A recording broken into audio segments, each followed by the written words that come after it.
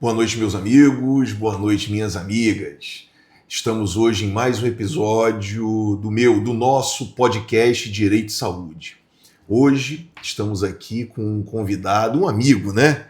Um amigo que por pouco não tivemos a mesma profissão, né, Marco? Com certeza. Por muito pouco.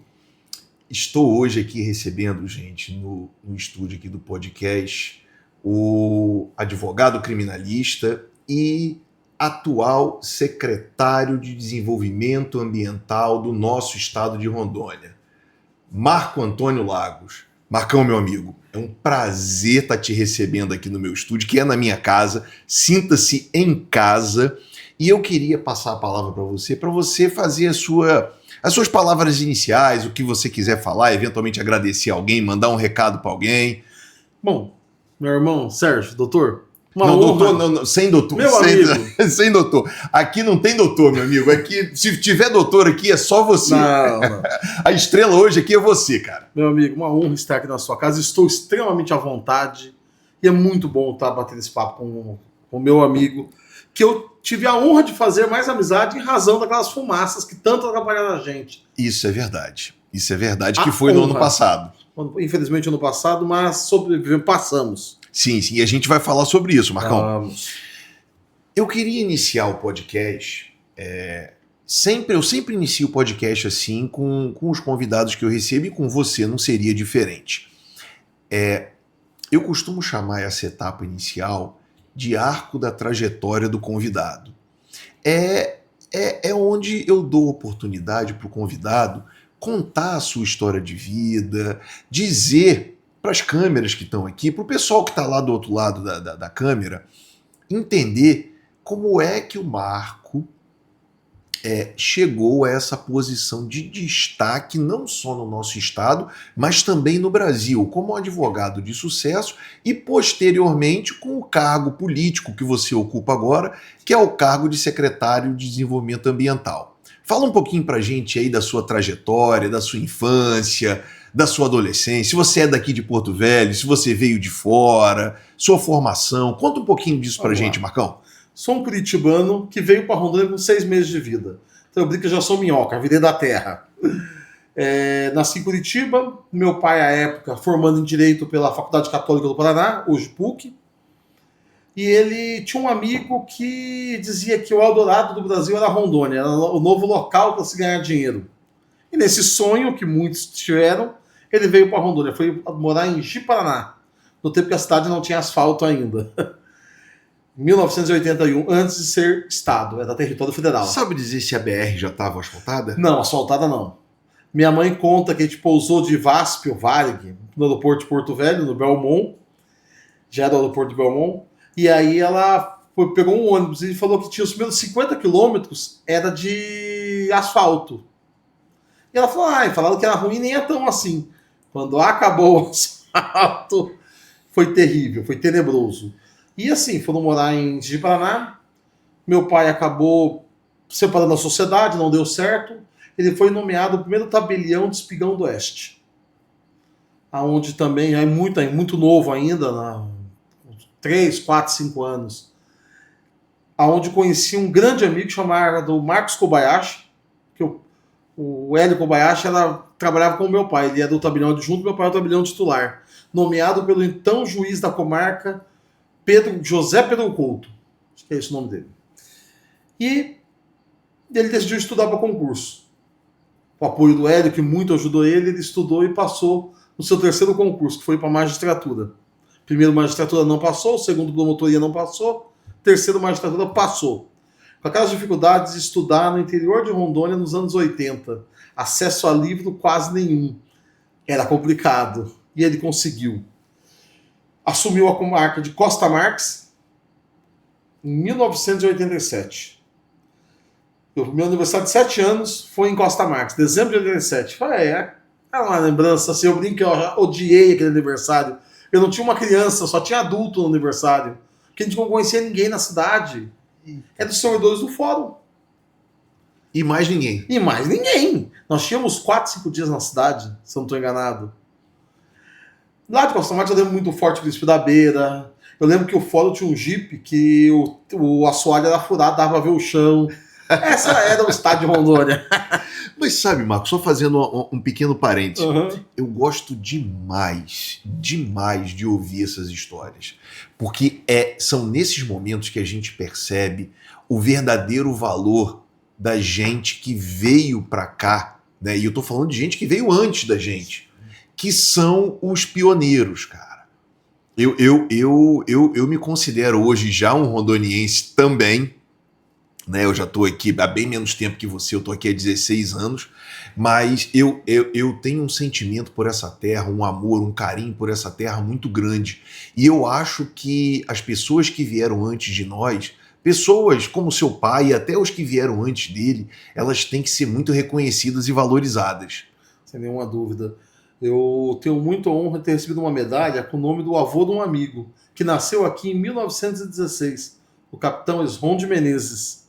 O bombeiro deu essa linda homenagem ao capitão Esron, e eu é avô de um amigo meu. Eu era o único amigo meu de sala, de primeiro e segundo grau, que era nascido em Rondônia, com o pai nascido em Rondônia. A minha turma praticamente inteira era pessoas nascidas fora. Todos que nasceram fora, né? Ele era o único, no Colégio Pitágoras da Pino Machado. Mas vamos retornar. Vamos. Ele assume Costa Marques, em março de 90 vai a Pimenta Bueno, quando ainda era uma cidade muito pequena. A Cairu ainda era uma bicicletaria. E hoje é uma potência nacional, A né? maior indústria de bicicletas da América Latina. Tá? Não é Na América nacional, Latina? Na América Latina. Ela é o nosso orgulho rondoniense. É de uma bicicletaria já importando peças, mas ainda é uma bicicletaria. Sim. E isso mostra como que a gente pode crescer em qualquer lugar. Sim. E em 90... E eu acho que se tem um lugar para se crescer no Brasil, esse lugar é Rondônia. A Rondônia, sem nenhuma dúvida. Em 93, eu venho morar em Porto Velho. Na época eu acabei repetindo a quinta série em matemática, nunca fui bom com números. Sou horrível mesmo. Tanto que fez direito, né? Tanto que fiz direito. E aí eu venho para Porto Velho, porque o colégio tinha uma estrutura menor no Metamoeno. Só havia uma escola. E Porto Velho já tinha uma estrutura melhor. Meu pai depois vem em 94. Já estava morando em Porto Velho quando ele vem transferido, promovido à capital. Sim. E aí eu venho para Porto Velho, estudo no Colégio Pitágoras de Porto Velho, que era uma das referências da época. Ficava ali na Pinheiro Machado, entre a Brasília e a Getúlio Vargas, onde hoje é uma cooperativa de crédito. Estudo ali até meu terceiro ano, em 1999. No final de 99, passo no vestibular da Faro. Dentre outros lugares eu passei, mas a Faro foi a escolhida para eu fazer o curso de Direito, entrando na turma D40. 40ª turma do curso de Direito da Faro. Da finada Faro, que infelizmente fechou, né? Fechou. Mas, não, como diz o pessoal, fechou sem falir. O dono liquidou ela pagando todas as dívidas, não deixou passivos. Sim. Isso é importante. Mas fechou, mas eu sou da 40ª turma D40 da Faro. Entrei em 2000, formei em 2005. Excelente. Após me formar, fui fazer um curso de pós-graduação em Curitiba, onde advoguei também, de 2005 a 2011. E ali já começou a mexer com direito criminal? Criminal. Fiz a pós-graduação de Direito Criminal na Uni Curitiba, com grandes professores. Advoguei lá um tempo, fiz escola da magistratura do Paraná. Meu pai dizia que quando você não conhece ninguém no local, você faz a escola da magistratura. No mínimo já conheceu os juízes que vão julgar a tua causa. Errado não estava. Não. Fiz a escola, retornei a Porto Velho em 2011, depois de 6 anos em Curitiba. E de 2011 para cá, advoguei aqui em Rondônia, muito na área criminal e criminal militar, onde advoguei por uma década junto à Associação dos Praças e Familiares, a ASFAPOM, do Jesuíno Boabaide. Uma década advoguei lá, muita ação criminal. Eu brinco que tem algumas que são engraçadas e outras desgraçadas. Tinha alguns que o cara cometia crimes até um pouco pesados, e algumas a gente ria de tão idiota que era a ação da pessoa. De tão simples, né? De tão prosaica. Que nem um exemplo, um crime militar. O militar é muito grave, dormir em serviço. Eu ri porque, putz, foi bobeira dos caras. Os caras tinham ficado lá do INCRA, ali lá do Sodré. Sim. Porque tinha um acampamento do MST ali. Mas tava tranquilo, todo mundo dormindo. E eles estavam esperando um sargento fazer a rendição, que é a troca de turno. E nesse momento cochilaram. E eles decidiram dormir um pouquinho no carro. Estavam cansados, aquela monotonia de uma segunda para terça-feira. Nada acontecendo, aquele negócio morno. Frio, na verdade. E eles deitaram e dormiram. O tenente passou antes do sargento, o oficial de dia, teve que bater no vidro para eles acordarem. E aí, todo mundo respondendo por crime militar. Meu Deus do céu. Mas em 2023, correto? Não, em 22. Em 22. Vamos lá. Eu só advogava. Sim. Em 2020, a pandemia veio e me quebrou as pernas. Eu sou criminalista, tudo é processo físico. Quando ele vem, ele reduz meu rendimento para quase nada. Eu saio de 8, 10 mil para R$ 2.500 por mês, que era o meu contrato da Asfapom. Porque não tinha crime, não tinha crime, não tinha investigações, não tinha prisão preventiva. Sim, tudo parou. Tudo parou. E aí eu sou convidado por uma amiga, a Lidiane, trabalhava na época da Casa Civil, para eu ir para a Fundação de Amparo à Pesquisa, a FAPERO, aonde me apaixonei pela área. Fui o assessor jurídico da FAPERO de 2020 a 2022. Em final de 21 fui convidado a ser o secretário da SEDAN. Aceitei, óbvio. Talvez se eu soubesse a loucura que era a secretaria, eu talvez não tivesse aceitado, mas fui. Pouco juízo. E em fevereiro de 22, eu assumo, uma semana antes do carnaval, eu assumo como secretário de Meio Ambiente do Estado de Rondônia.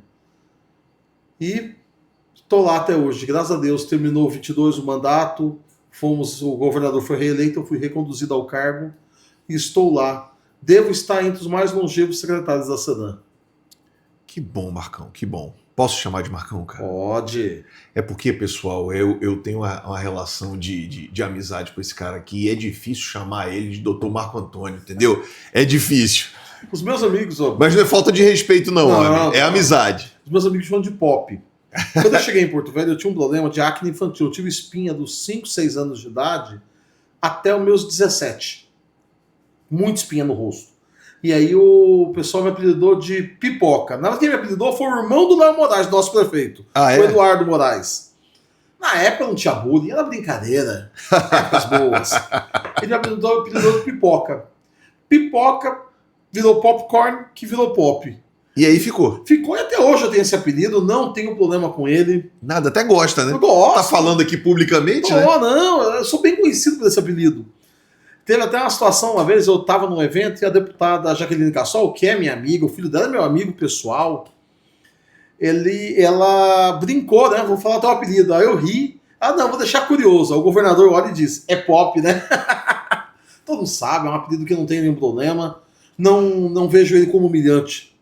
Isso é bom, né, Marco? Isso é bom porque, especialmente nos tempos que a gente vive hoje, nós que somos pais, né? Você é pai de uma menina, eu sou pai de 2 meninas, né? O nosso mídia aqui também, né? Que está aqui também é pai de uma menina. A gente precisa, penso eu, tá? A gente tem que passar um pouco de resiliência para as nossas crianças e adolescentes. Eu vejo que na nossa época, assim, a gente tinha até resiliência demais, né? Ou ia, né? Não tinha hipótese de não ter resiliência, né? Era até um pouco violento, eu entendo, era, né? Quem viveu sabe. Sabe? Quem viveu sabe. Mas assim, eu vejo que hoje, fugindo até um pouco do foco, o bom do podcast é esse, que a gente tá batendo papo. Eu vejo que hoje falta um pouco de resiliência para os nossos jovens, para as nossas crianças.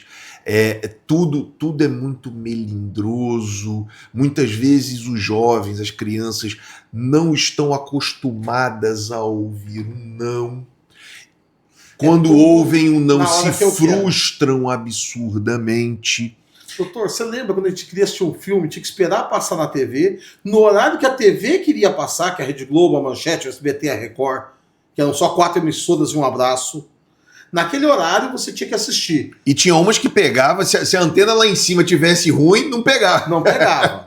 E aí o que acontecia? Você tinha o horário para as coisas, não o meu horário que eu quero. Sim. É do horário que o filme passa, quando a TV quer passar aquele filme, sim, é o horário da novela, o horário do jornal, e que as coisas tinham seus horários. Sim. Hoje, eu ligo uma TV... Tudo é sob demanda. Sob demanda, eu boto no aplicativo e a hora que eu quero, eu pauso.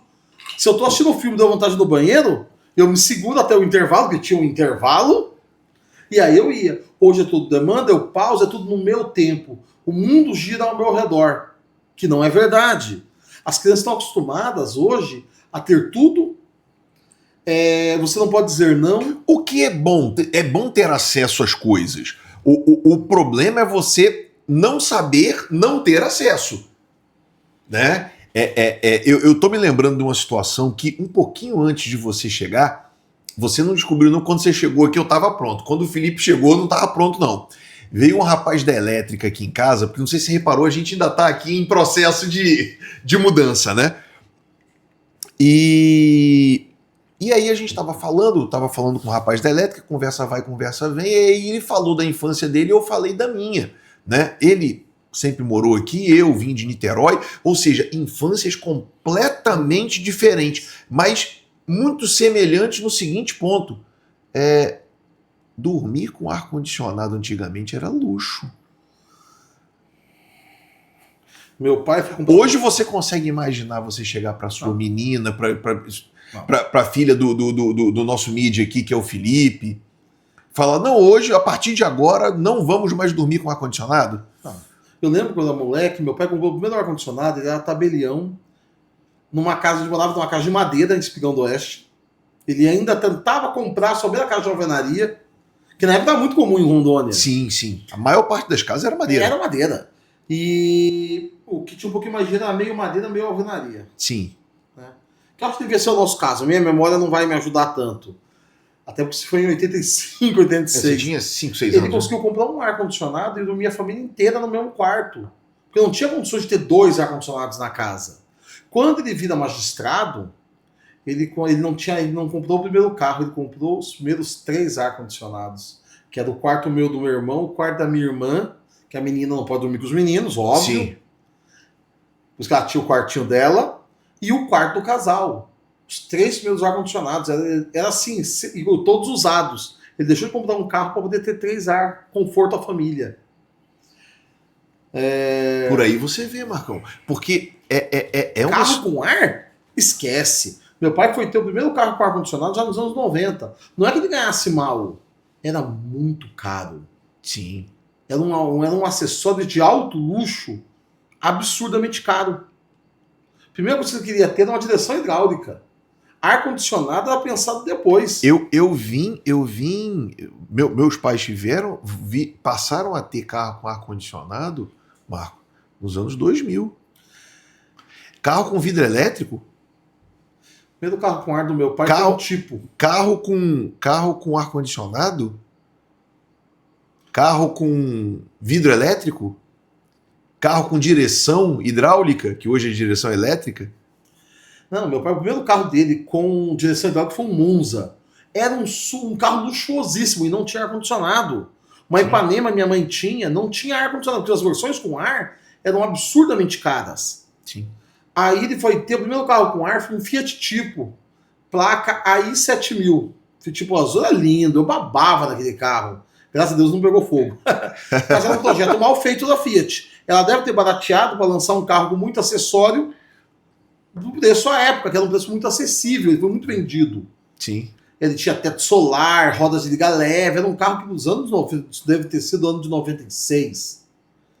Não antes. Sim, ele fez um baita 94, sucesso. porque a gente comemorou a Copa de 94 em cima do teto solar, lançando as bandeirinhas do Bamerindos.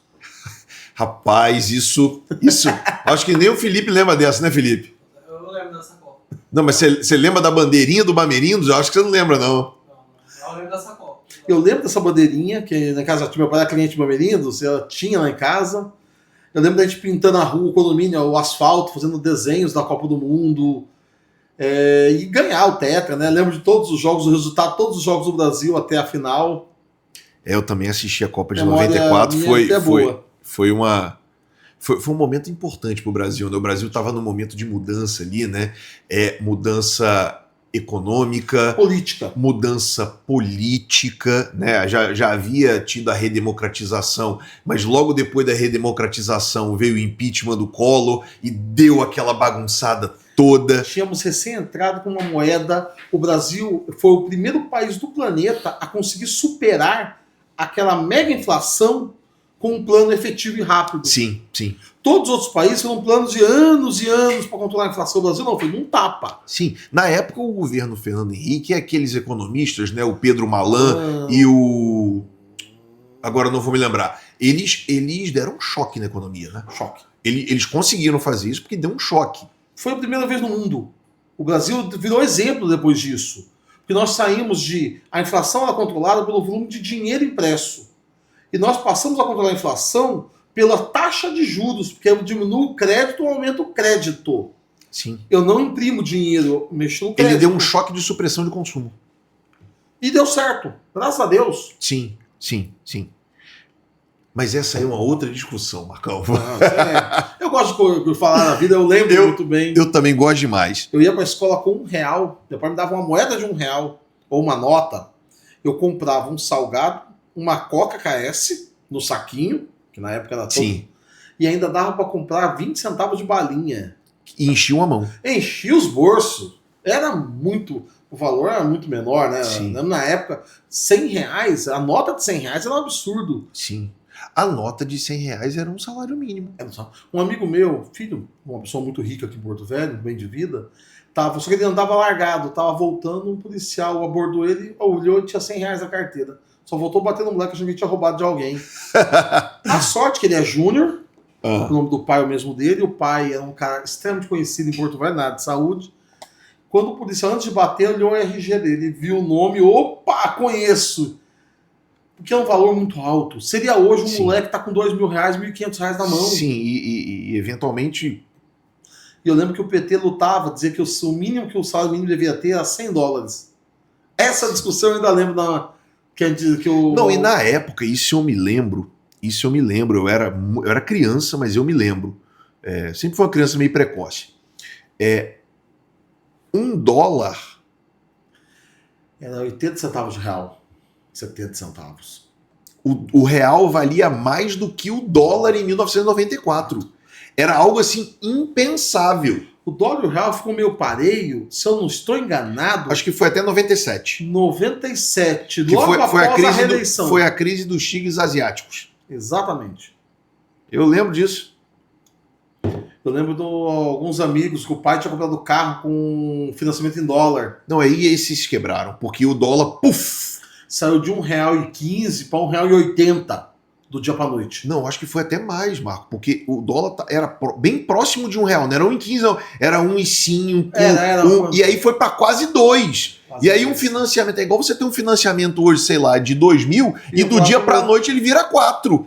Como é que você faz para pagar? Você sabia que existe até hoje financiamento em dólar, né? Sim, sim. Quando você compra coisas importadas, algumas coisas máquinas, sim, o cara arrisca. O cara tá confiando na estabilidade do câmbio. Arrisca. É risco. É risco. Porque se cair, ele ganha dinheiro. Ele ganha. Mas se subir... Eu não vejo cair faz tempo. Não, mas se bem que recentemente caiu. Eu lembro que ano passado eu fiz até uma viagem, o dólar tava 6,20 e agora acho que tá em 5,40, não é? Por aí. Eu lembro no governo da Dilma, na crise do último pedacinho do governo dela, que a pessoa fazia a piada. O que ia chegar a R$5 primeiro? Se era o dólar, o litro da gasolina ou a ação da Petrobras? E olha onde estamos agora, hein? Nós chegamos a quase 7 o dólar. Não, o dólar chegou acho que 6,30. Acho que o teto foi 6,30. Mas é muito alto. É muito alto. A ação da Petrobras chegou a 4,80.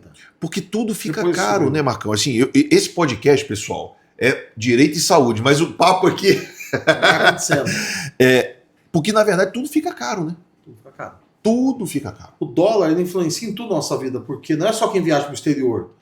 Quase tudo que a gente consome O tem coisa pãozinho, a gente importa trigo. Nós não produzimos trigo.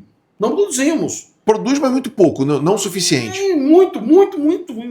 Quase nada do que o Brasil consome. No que nós produzimos e consumimos é carne.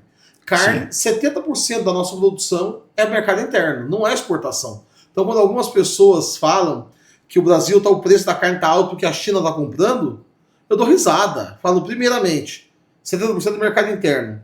Segunda coisa, que é uma besteira que as pessoas falam do preço da carne para a China. A China só compra dianteiro. E nós consumimos traseiro de boi. A China quase não compra traseiro. Alcatra, contrafilé, filé mignon, picanha é traseiro, eles não compram, eles gostam do dianteiro do boi. Então, quando eles compram, é lagarto, tem outras peças que eles adoram. É partes mais dianteiras, é a que a gente come menos. Então, a China não atrapalha o preço, são outros fatores. Você está falando disso aí, me lembrou o agro, e o agro me lembrou meio ambiente. E agora nós vamos entrar no assunto. Vamos entrar. O meio ambiente e o agro estão intimamente ligados. São íntimos, até porque um depende intimamente do outro. E um não existe sem o outro. Marcão, meu amigo, quais estão sendo os maiores desafios que você, enquanto secretário, vem enfrentando de 2022 para cá? Eu queria segmentar, eu vou fazendo várias perguntas, mas eu queria segmentar. O problema tá, e você vai ter o tempo que for necessário para você falar, tá? O problema é criminal? O problema, ou não, o problema é de natureza estrutural? Não, o problema é climático. Ou não é nada disso. Sérgio, o problema é que temos uma legislação arcaica. Ou então, o problema é tudo isso junto. Tudo isso mais um pouco. Vamos lá. Vamos lá. Quais são os maiores desafios que eu tenho hoje? O primeiro é o que grita mais alto, unidade de conservação.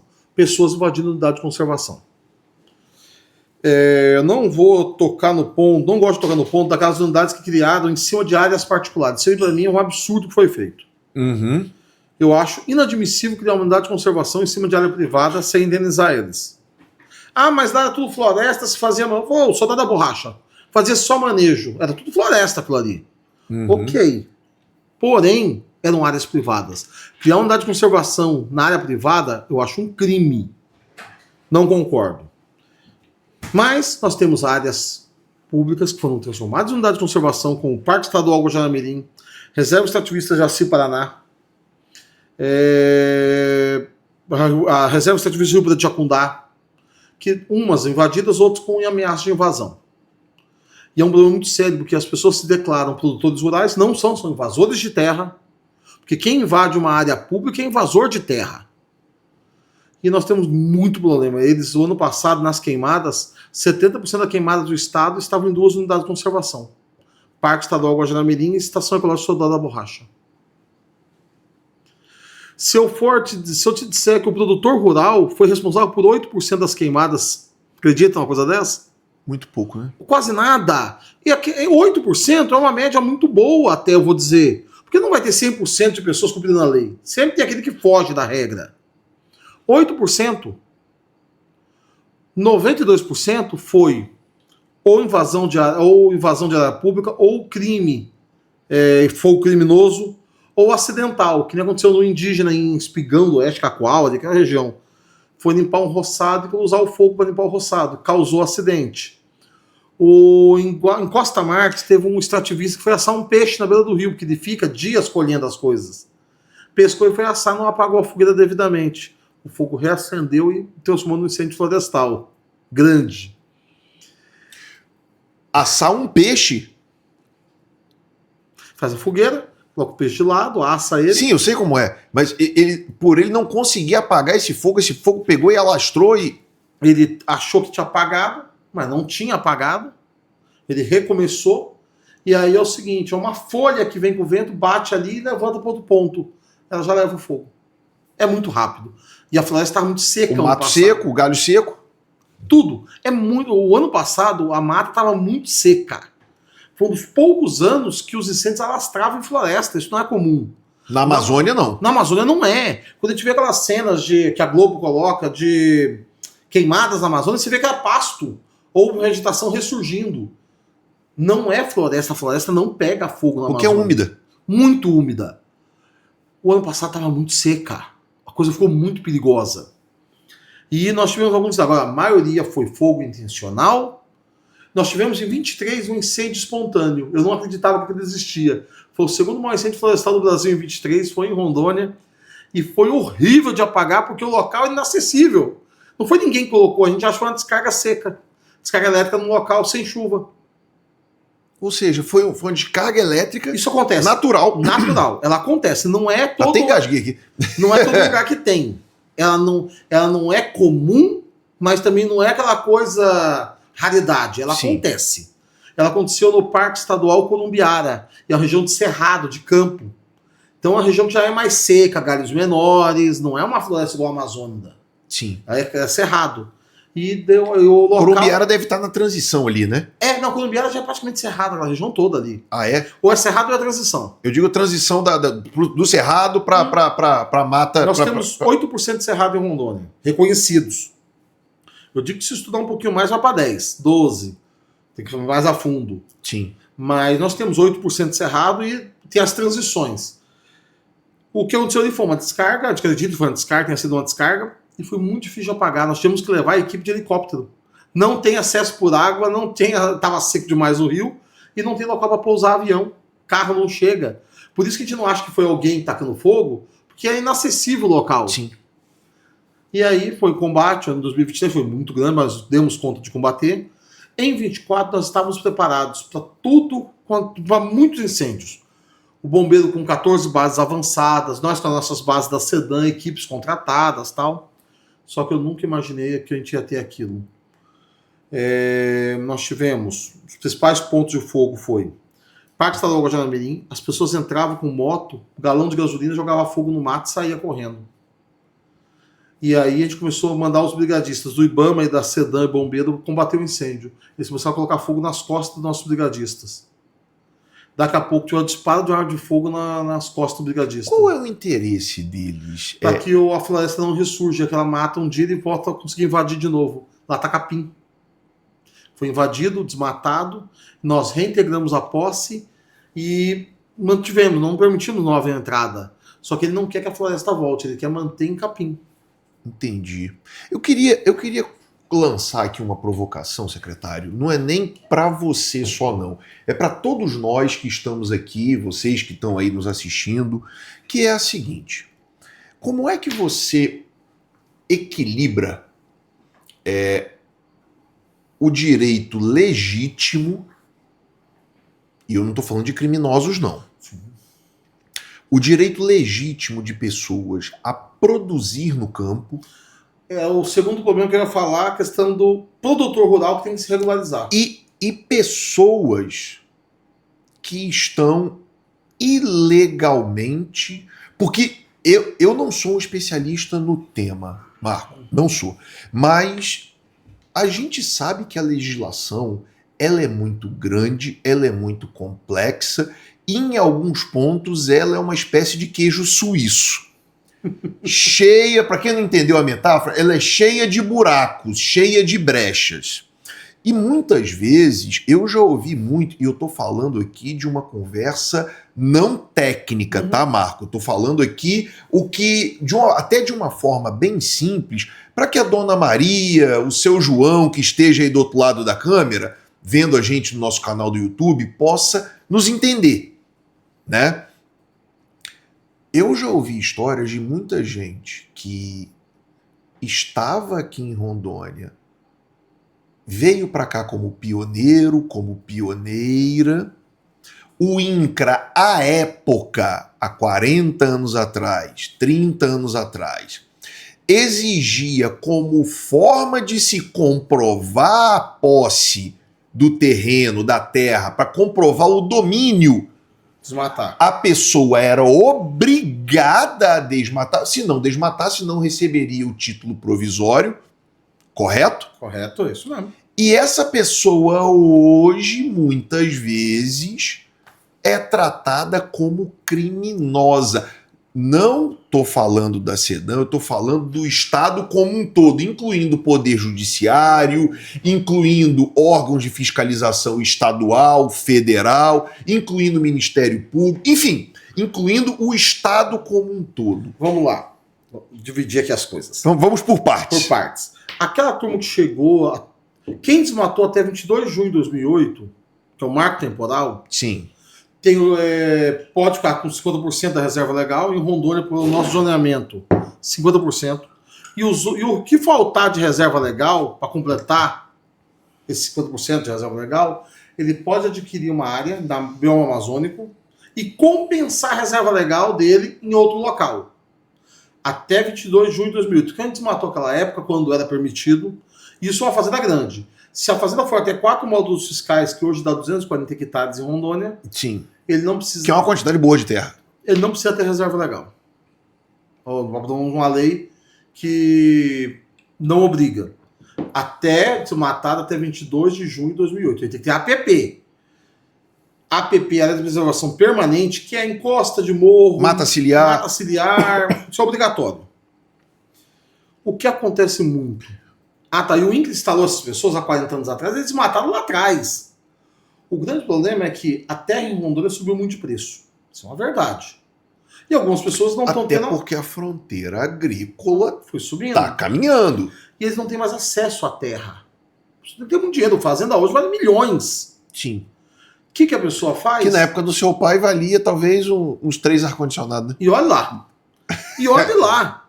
E aí a pessoa faz o quê? Ela vai e compra uma terra onde não tem desmatamento ainda. Porque é muito mais barato. Só que ele só pode hoje desmatar, a partir de 22 de junho de 2008, 20%. Só que ele desmata mais, ele entra para ilegalidade. Entendi. Nós tivemos agora o caso da terra indígena Uruê-Uauau. É uma discussão ali muito complexa. Depois eu tenho uma outra pergunta para te fazer. O INCRA colocou as pessoas, montou um local lá para Sim. assentar. Virou terra indígena. Algumas pessoas estavam já assentadas, outras não. As que não estavam, ele não assentou. Tem lá no mapa do INCRA as terras tudo divididas, mas ninguém, tudo virgem. Mata virgem, porque ele não assentou. Sim. Ele assentou algumas pessoas, cidade de Alvorada do Oeste. As pessoas estão lá há 30, 40 anos, assentadas pelo Estado, tituladas.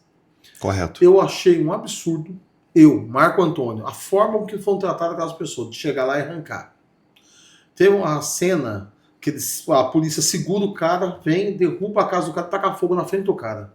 A pessoa fica vendo a sua casa pegar fogo. Abuso. Eu, na minha gestão, não permito. Isso ocorreu quando, Marco? Agora, 2 meses atrás. Aí parece que teve um desembargador no TRF1 que suspendeu, por enquanto, a discussão. Eu acho o seguinte, está em terra indígena, você tem que indenizar essa pessoa, claro, foi colocado lá de boa fé. Indenizá-lo para tirá-lo. Não fazer de forma abrupta, sem indenização. É um absurdo. Não que o terra indígena dos povos originários não tenha o direito. Tem o direito também. Só que nós estamos confrontando pessoas com direitos aqui. Eu não estou falando de uma pessoa sem nenhum direito e a outra com todo direito. Os dois lados têm direitos. Sim. É o que a gente chama no direito de ponderação, né? Ponderação. A gente tem que ponderar e encontrar uma solução adequada e cabível para ambas. Para ambas. E aí nós temos também o problema... Que é diferente do invasor e grileiro. Por que eu tô te falando isso? Grileiro e invasor são coisas diferentes. Por que eu sei, mas por que eu tô te falando isso, Marco?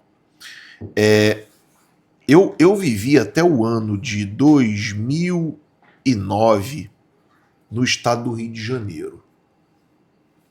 E a visão que os grandes veículos de comunicação, você até citou um deles aí na sua fala, é uma visão um pouco diferente da realidade.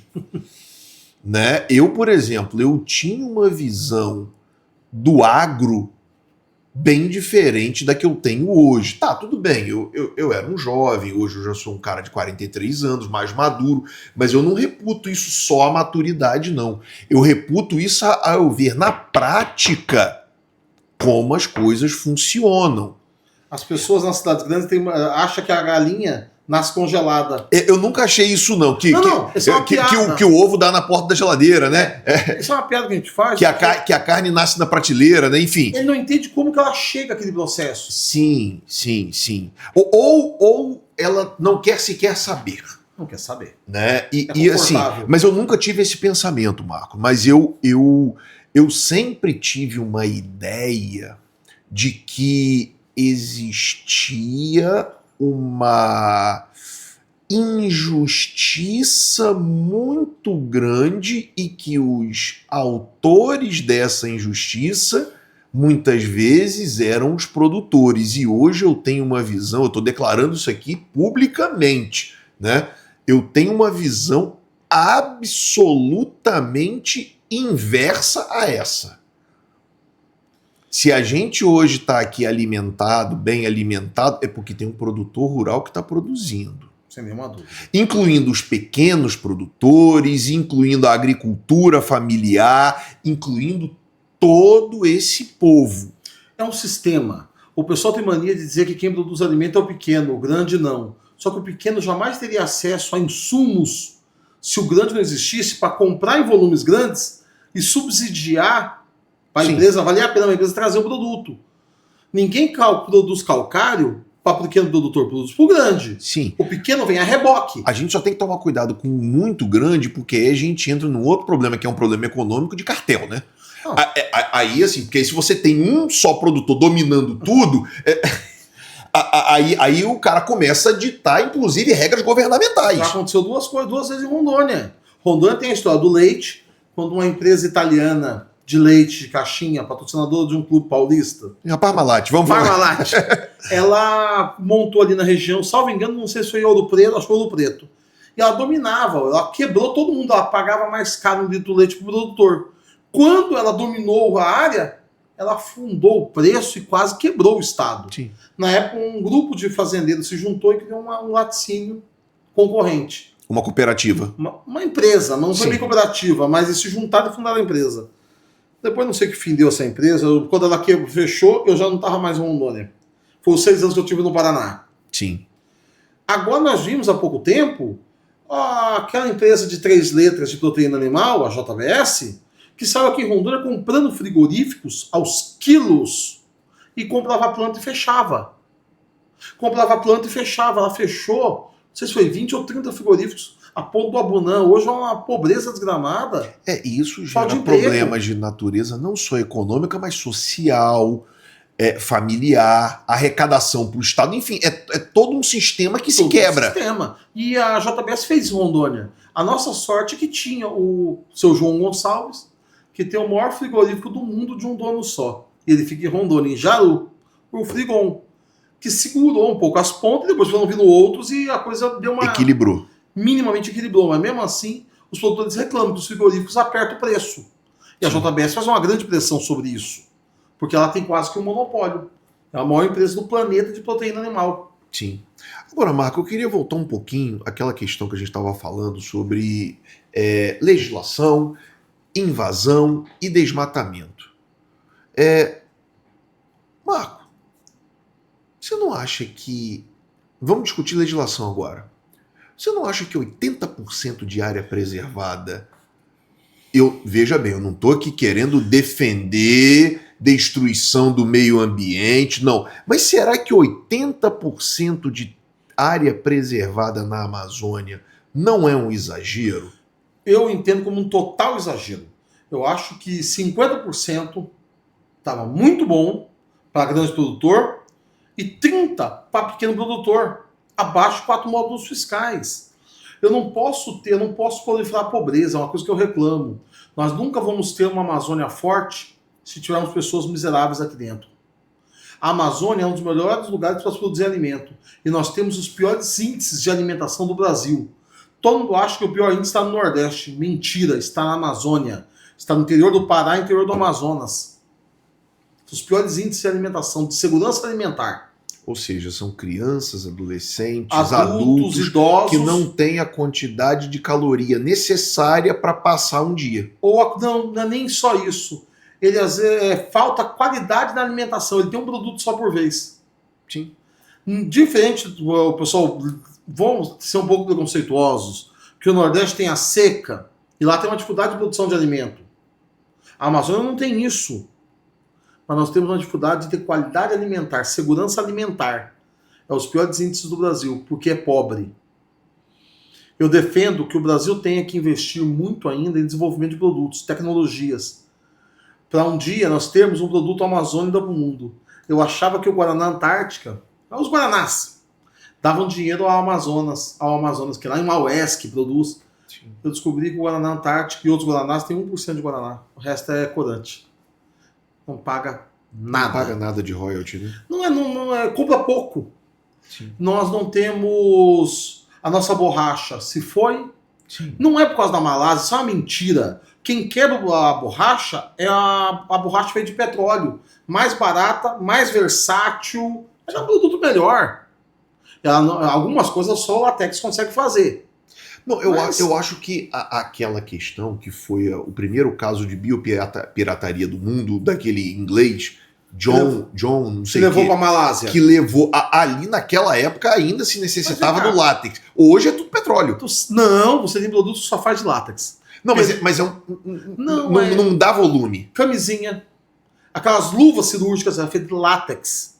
Tem muito produto de látex. Você sabe qual é o estado do maior produtor de látex do Brasil? Não sei. Bahia. Segundo é São Paulo.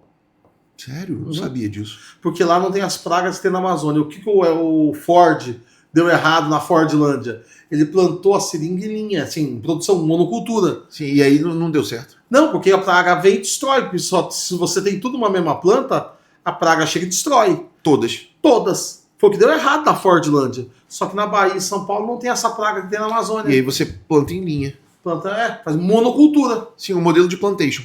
Sim. Rondônia sabia que tem floresta plantada de pinos? Não sabia. Em Vilhena, numa área que é toda arenosa. Areia mesmo, você pega assim, é horrível, feia de ver. Tentaram plantar soja, tentaram de tudo, não dava. Aí eu brinco que dinheiro corre atrás de dinheiro, né? Rapaz muito rico da região, seu Moacir Croceta, comprou e fez uma plantação de pinos. E eu não sabia o quanto se tirava, eu achei que era só madeira. Não, ele tira uma resina que usa para vários produtos químicos. Sim. Esse projeto dele vai se pagar só na resina, o que ele vender de madeira é lucro extra. Dinheiro procura dinheiro. É um projeto caríssimo, demora 8 anos para começar a resina e é muito caro. Não é só comprar a terra. Ele teve que botar uma antena de não sei quantos metros de altura, com câmera girando, inteligência artificial, porque aquela madeira é uma madeira leve, branca, com a resina inflamável. Se pegar fogo, nada segura. E o galho, a folha dela é um galinho. Quando ele seca, ele cai no chão, aquilo ali é uma gasolina. Pegou fogo, não segura. Então eles têm que... o local é feito todos os aceros, tem as estradas. Fui lá, é lindo de ver. Só que assim, no mínimo 20 funcionários por 8 anos até você começar a resinar. Significa que precisa ter dinheiro. Tem que ter investimento. É muito alto. Você tem que aguentar 10 anos do bolso para você começar a ter lucro. Sim, ou investimento privado ou público. Ali é privado. E ele tá ganhando dinheiro, só que tem que ter grana, tem que ter aporte. Sim. Não é qualquer um. Ele conseguiu e está dando uma boa alavancada. Rondônia hoje cresce muito. E a gente vê na secretaria, eu vi uma frase uma vez, quer ver se um país está crescendo, olha o seu licenciamento ambiental. Porque o licenciamento ambiental vai apontar os investimentos de 20 anos. Sim. E eu te garanto, Rondônia está crescendo. Nós temos hoje região portuária com várias empresas de mistura de fertilizantes sendo instaladas em Porto Velho. Uma usina de etanol sendo instalada em Cerejeiras. O projeto de uma usina para começar de etanol em Porto Velho. Um frigorífico de frango grande em Porto Velho. Vários frigoríficos sendo reativados. Um foi comprado na Ponta do Abunante, sendo reativado agora, foi reativado. De Paraná, vários sendo ativados ou reativados. Ou seja, Rondônia é um estado de muito potencial. Muito né? potencial. Nós estamos voltando a crescer. Graças a Deus. Nunca paramos, mas eu vejo aí que 20 anos vamos ter crescimento. Mineração em Rondônia, nós exploramos mais de 30 minérios. Tipos de minérios. Não é só ouro. Chumbo, zinco, estanho, manganês, calcário, Ai, droga, é tanto que eu até me perco. Tem o tal dos terra raras, só que nós nós só mandamos ele para a China. Ele vai in natura. O in natura, assim, ele vai terra, com Sim. tudo. É porque são usados para fazer supercondutores. né? Mas Enfim. não é simples. O processo dele é muito caro. A última vez que eu vi uma empresa que pensou em se instalar em Rondônia, uma canadense, seria um investimento de, salvo engano, 8 bilhões de reais. Inicial. Uhum. Você falou de mineração e me veio à mente uma questão que também eu acho que é um pouco polêmica. Recentemente, a gente viu E a gente vê isso com alguma frequência. Quem mora aqui em Rondônia sabe que de tempos em tempos a gente vê algumas operações de natureza policial e ambiental pegando e explodindo algumas dragas ao longo dos nossos rios aqui, notadamente o Rio Madeira.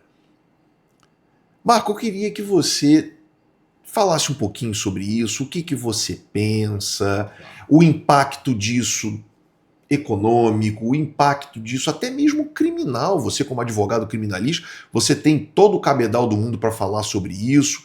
E o que você acha do fato de órgãos governamentais, seja polícia, seja órgão ambiental, é o Estado, é um órgão governamental ir lá e explodir inúmeras dragas? Vamos primeiramente falar assim, é proibido hoje minerar no Rio Madeira? Sim. Minha opinião é que deveria ser permitido, mas eu entro na sequência. Hoje é proibido. Eu sou contra a explosão. Primeiramente, ela causa um impacto ambiental desnecessário.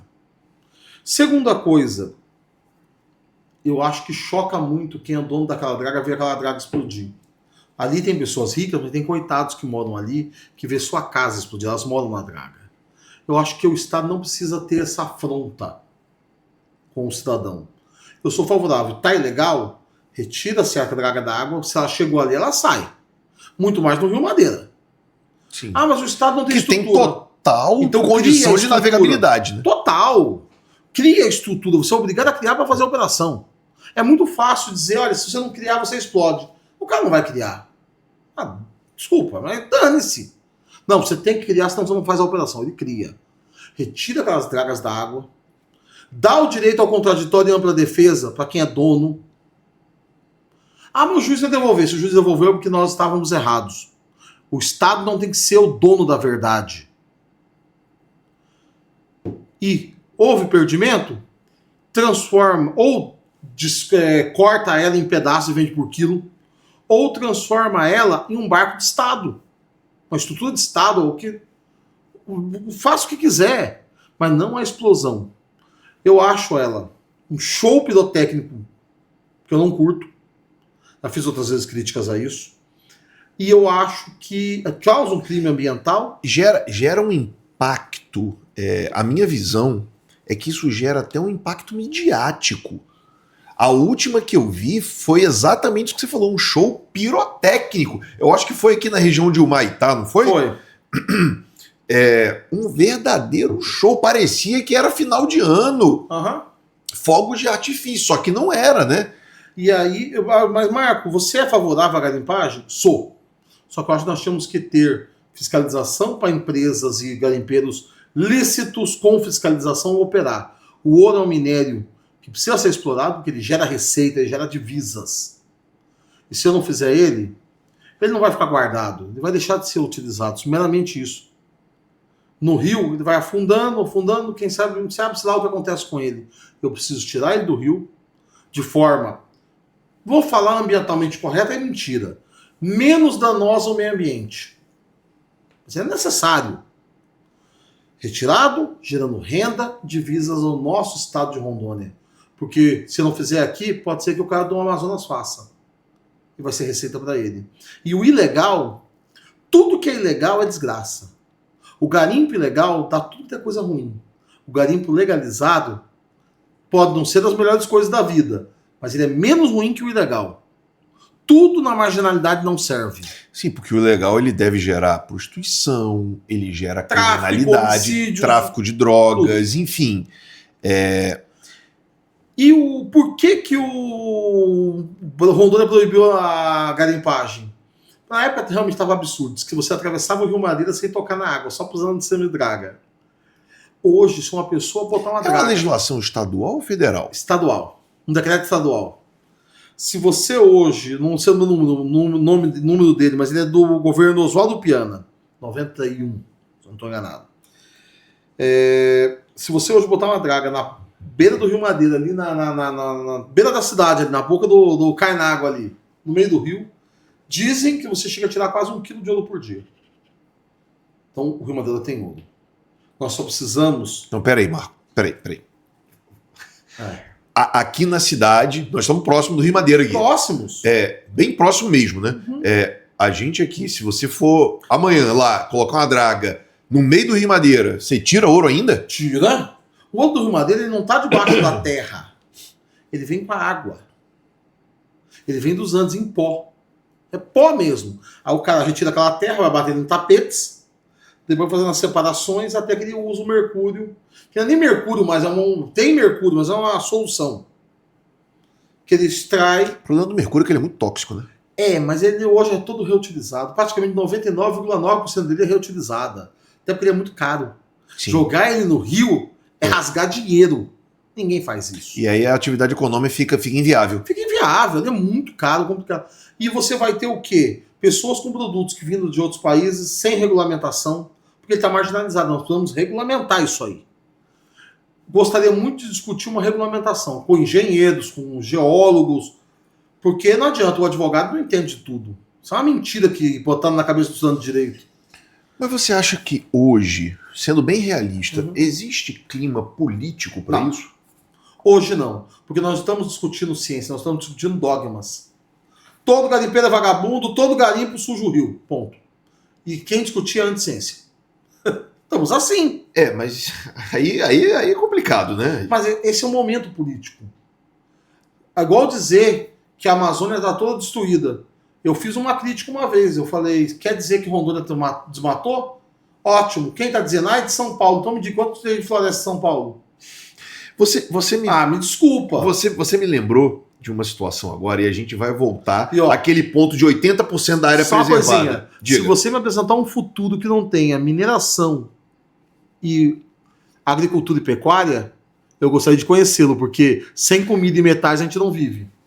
O futuro é de carros elétricos, né? Equipamentos elétricos. Metais! Você precisa de metais. O nosso celular aqui, ó. Metal! Tem ouro aqui dentro. Sim. Ouro não é só pra joia, não. Tem pessoas que acham que o ouro é só pra botar uma joia no pescoço. Não. O ouro é um baita de um condutor. É um condutor de alta qualidade. Alta qualidade. Eu lembro na época dos sons de carro aqui em Porto Velho, os caras compravam fio de ouro, porque transmitia melhor o som pra caixa e tal. Sim. O celular tem ouro. Então, assim, é uma idiotice falar, vamos parar com a mineração. Não. Só estou tirando dinheiro daqui e colocando em outro lugar. Mais nada do que isso. E estou dizendo que o meio ambiente do outro vale menos que o meu. Não, aqui também, lá também é importante o meio ambiente, aqui também é. E nós precisamos explorar de forma minimamente respeitando o meio ambiente, com medidas para não agredir tanto. Nós precisamos explorar, o homem precisa evoluir economicamente. Você me fez lembrar agora, Marco, de uma seguinte situação. A gente estava falando até bem pouco tempo atrás que, pela legislação, 80% das áreas aqui em Rondônia devem ser preservadas. Ou seja, você compra 100 hectares, você só pode usar 20. Né? Sob um argumento que não pode ser questionado, que é um argumento de proteção ambiental.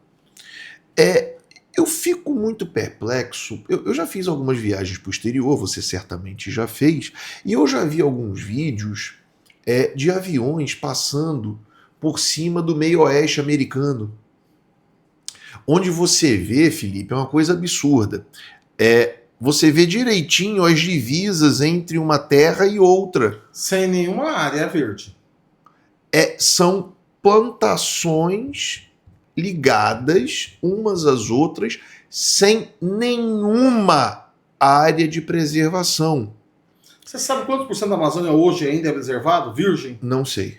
77%. Então quando alguém diz que o clima está mudando porque desmatamos a Amazônia, ele está dizendo que esses 30 e poucos por cento equivale a mexer no clima do planeta. Você mencionou a China, por exemplo. Eu no outro dia não, já tem um tempo isso, já tem pelo menos um ano. Eu estava vendo um documentário, até no YouTube, onde o pessoal estava muito preocupado, Marco, com a questão do aquecimento ambiental, mudanças climáticas, e eles estavam querendo entrar na discussão de o clima está mudando porque você está comendo um bife. E aí, eram vários pesquisadores que fizeram esse documentário, né?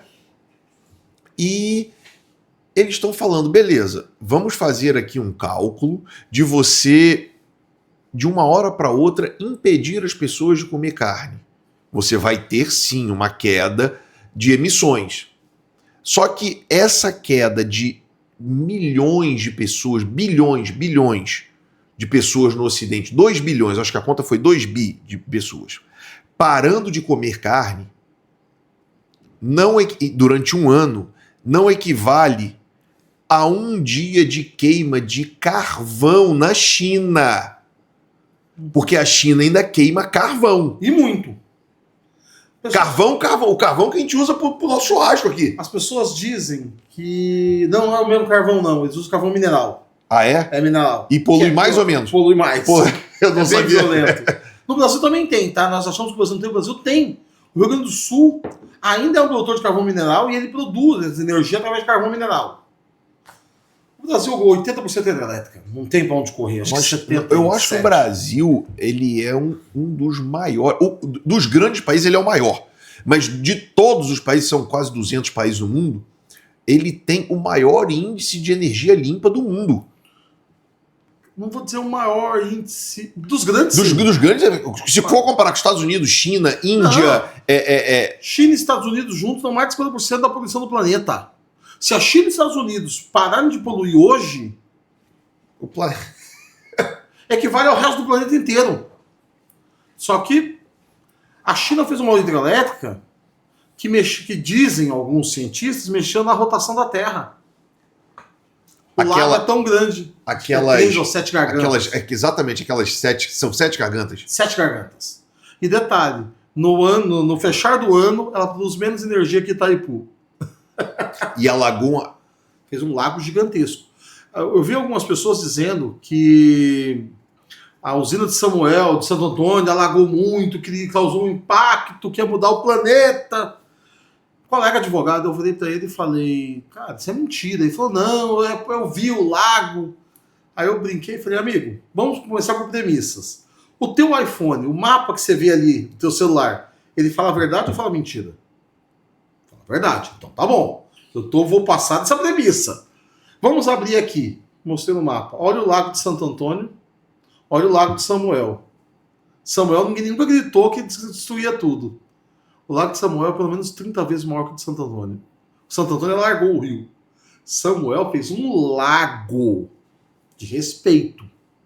Nós temos hoje, como ter usinas hidrelétricas, com tecnologia que nem causa um lago mais. É a fio d'água. Santo Antônio, Giral, Belo Monte. Sim, existe impacto, mas é residual, né? Existe. Ele ainda é grande, mas eu preciso ter energia. Sim. Eu preciso produzir energia. Até pra gente fazer esse podcast aqui, né? Tudo. As pessoas, eu estava uma vez conversando em São Paulo e a mulher falou pra mim, ela falou 2 comentários que eu queria matar ela. Ela fala assim, eu acho um absurdo produzir luz na Amazônia, energia. Eu falei, você mora onde? Ela falou, São Paulo. Eu falei, olha, uma pequena usina hidrelétrica em Rondônia deu conta de Rondônia e Acre juntos. Aquelas mega usinas de Rondônia não é para Rondônia, é para o mercado paulista, para o mercado carioca. Você quer pagar quanto na luz? Porque se não produzir, vai aumentar o preço. Aí ela ficou sem graça e falou, mas então podia parar de produzir carne. Aí eu ri e falei, na Amazônia, eu falei, que legal. Dos 6 maiores produtores do Brasil, primeiro, o segundo e o sexto estão na Amazônia. Mato Grosso primeiro, Pará segundo, Rondônia sexto. O terceiro é Goiás, quarto é Minas, o quinto é Mato Grosso do Sul, que está no Pantanal. Então, dos 6 maiores produtores, 4 estão em região sensível. Se nós não produzimos nesses 4 estados, ou nos 3 da Amazônia, você acha que você vai pagar quanto na tua picanha aqui em São Paulo? Uns R$2.000, tá bom? Você vai ter muita gente querendo e pouca gente produzindo. Marco, você tocou num ponto, citando essa sua conhecida aí, que me fez pensar em algo que eu já pensei durante algum tempo, mas eu quero lhe perguntar, eu quero ouvir a sua opinião. Até que ponto não existe um certo preconceito com a região amazônica? E eu vou além. Até que ponto não existem interesses internos dentro do Brasil e estrangeiros fora do país que não querem ver a Amazônia e a população que aqui vive desenvolvida. Eu digo que o problema não é externo, não, é interno mesmo. Porque quem manda no Brasil são os brasileiros. Nós temos 60% ou 70% da população brasileira morando no litoral ou até 300 quilômetros do litoral. As únicas metrópoles que não estão no litoral são Manaus, Brasília e Goiânia. Acho que até BH dá 300 quilômetros do litoral. Eu acho que sim. Juiz de Fora, certeza. É fato. Sul, todas as cidades estão até 200 km. 100 km. Porto Alegre é quase mar, Floripa é mar, Curitiba é 100 km, sim. 80. São Paulo é 100. Rio é mar, Espírito Santo é mar. Minas, acho que é o que chega a 300. Depois vai subir no Nordeste, as grandes metrópoles estão todas no mar. Região litorânea. E a Amazônia é esquecida. A visão, eu morei no Paraná há muitos anos, a visão do paranaense é que aqui é só mato. Eu lembro de uma aula, numa pós-graduação que eu fiz em Curitiba, a professora dizendo que tinha que proteger a Amazônia, proteger. Eu me irritei como Amazônia e falei, professora, a Amazônia tem mais de 20 milhões de habitantes. Lá tem pessoas que querem, a maior região brasileira, que querem produzir, querem ter qualidade de vida. Ela virou para mim e falou, você tem que entender que a Amazônia é como se fosse as cataratas de Foz do Iguaçu. Eu, com a minha paciência criminalista, perdi e falei um palavrão e falei, você quer me comparar a maior região brasileira com a porcaria, outra palavra que eu soltei, de uma catarata que não dá 10% de um município? É uma miopia muito grande, né? Desculpa. E mesmo assim, eu deveria ter dito que se fosse tão importante, se eles não tinham acabado com aquelas 7 quedas para construir Itaipu, se se importasse tanto assim. Nós não acho que tem que desbastar toda a Amazônia. Isso é uma mentira, não pode se fazer isso. Mas nós não podemos deixar também o povo morrer às mínguas. Nós temos que ter logística na Amazônia, defendo, 319, Transamazônica, logística. A Transamazônica é algo assim que a Transamazônica, não minto, a BR-319 Porto Velho e Manaus. É algo que eu não consigo conceber, Marco. Até porque ela já foi asfaltada há 40 anos atrás, 30, 40 anos atrás. As pessoas iam de Porto Velho a Manaus de carro. Era mais fácil ir para Manaus que descer para o sul. Porque para o sul não tinha asfalto, para Manaus tinha. E nós deixamos de estragar. Mas eu também digo a Transamazônica. Você imagina você poder sair daqui e bater na Paraíba em 2 dias. Sim. Não só turismo. A Transamazônica inicia em João Pessoa, né? Em Cabedelo. Cabedelo, isso. E acaba em Lábrea, no Amazonas. Sim. E aí ela cruza com a 319. 319 e tal. Imagina você poder produzir um produto aqui em Rondônia. Aqui o nosso amigo Bernardo, da Bernardo Alimentos ou da Rical, produzir o arroz, o feijão e mandar para Paraíba. Sim. O Furigon poder mandar uma carga de caminhão daqui para João Pessoa, sem precisar descer até São Paulo ou descer até Brasília para subir. Sim. Barateando o custo das nossas indústrias, nosso produto. Nós temos hoje... Até mesmo em termos de conexão. Eu vou colocar aqui um aspecto, a gente está batendo muito na economia, mas tem um aspecto também social, de você aproximar os povos amazônidas, porque nós aqui, por exemplo, a população que está em Humaitá, ela vem para Porto Velho. Ela mais reconhece Porto Velho do que o Manaus. E você tem um povo, uma população que está no meio, que está abandonada. Não, eu vou te explicar, você fala um tanto de saúde no teu podcast, hotel, a área. Aquela população que está no interior do Pará, de Jacareacanga para trás. Abandonada. Ali. Se esse cara quebrar uma perna, ou ele tem dinheiro para pagar um helicóptero para levar ele para o hospital, ou ele vai morrer. Porque dependendo da época do ano, ele não vai conseguir chegar em menos de 3 dias numa região mínima. Sim. Seria o Humaitá, que de Humaitá a Porto Velho já tem ligação direta. Sim. O que acontece? O cara tem um problema de saúde qualquer e morre ali. O pai da minha empregada em casa teve um problema de saúde no interior do Amazonas.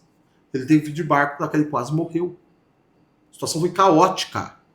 Foi para UTI, por uma coisa besta que foi piorando. Quando eu coloco ligação por terra, eu não estou colocando ligação por mega produtor ficar bilionário. Eu estou botando para pessoas comuns, seu João, Dona Maria, e assim por diante, povos indígenas, o indígena poder colher a sua castanha, colher o seu produto, fazer a sua lavoura e ter para quem vender. Porque eu Pegar o seu açaí. No meio do Amazonas, no meio do Pará, eu não posso produzir nada, porque o que eu produzo eu não vendo. Eu tenho que vender para aquela população que é pequena. Sim. Eu não consigo levar. Isso é qualidade de vida. Qualidade é saúde. Eu não consigo chegar com alimento. Existem cidades do Amazonas, se eu ouvir, eu fiquei horrorizado, que não tem pão. Ninguém come pão. Porque o trigo não chega. Não chega, as pessoas comem bolacha. O trigo não chega, quando chega é muito caro. Então os ricos da cidade compram trigo para fazer o pão em casa. Mas a população comum não tem acesso a um pão, que pra gente é tão normal. Eu acho que nem nas piores favelas do Rio de Janeiro a pessoa deixa de comer pão. Não. O pão ele é um alimento tão antigo e tão importante para a humanidade que ele está numa das orações, se não na oração mais importante do mundo, né? Vou dizer melhor, o pão está em existe pão em todas as civilizações antigas. Cada um com a sua característica. Sim. Mas os incas, maias, Os persas, os japoneses, os chineses, os mais antigos, os hindus, todos têm um tipo de pão. Os árabes. Sim. O mundo Que é muito gostoso, inclusive, dos maravilhoso, maravilhoso. Eu, quando estive na COP de Sharm el Sheikh, no Egito, e você ia nos restaurantes, você tinha lá os fornos assando, eu tenho filmagem ainda.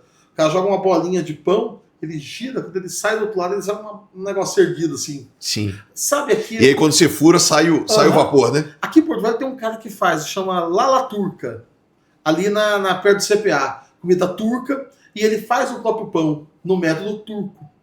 Excelente, né? E é muito legal.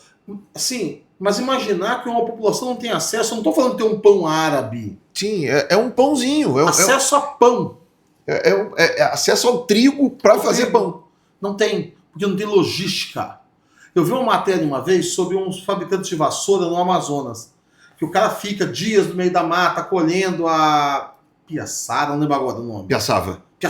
Para fazer a vassoura, né? E aí dizia que ele era explorado pelo cara que comprava. Chegava lá, o cara era outro coitado.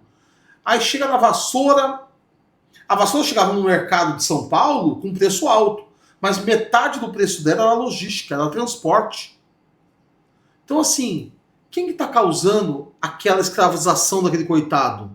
Não é o cara que compra dele, é o governo que não dá logística e aí deixa impossível o produto. Nós extraímos o pirarucu aqui na reserva do Rio Caltário pela comunidade, que esse ano deu uma renda de R$ 5.600 por comunitário que trabalhou no projeto. O projeto que a gente faz, que eu adoro, que dá renda à comunidade, renda ao frigorífico, que é um produto frigorífico que gera ICMS e vende uma proteína boa ao grande mercado consumidor. Então, para mim, é uma cadeia fechada. No Rio Caltário, nós vendemos o peixe a R$11 e alguma coisa. Porque o caminhão encosta na beira da comunidade. Ele deslava o peixe na beira da comunidade ali mesmo, já entrega, coloca no gelo e o caminhão vem buscar. Mais fresco impossível. O da comunidade de Pedras Negras, que é no meio da Quiçaça, lá de barco, horas de barco, nós vendemos a R$5 o quilo. Porque... E o dono do frigorífico não está rico. Essa diferença é logística. É logística. O custo de logística, que é alto, as pessoas não têm noção do quanto é alto. Eu lembro quando falaram que o governo Bolsonaro reduziu o imposto sobre combustível para os estados. E teve estado reclamando que caiu muito. O Rondônia não mexeu quase nada. Porque 70% do nosso combustível é diesel. Por causa das colheitadeiras e do nosso transporte. Quando você compra um iPhone, tem logística aqui. Tem querosene, de aviação, tem diesel, de caminhão. Quando você compra o teu pé de alface no mercado, naquele preço tem diesel. Envolvido, tá ali no jogo. Ninguém trabalha de graça. Nem relógio tem que pôr bateria nele. Sim. Ou dar corda.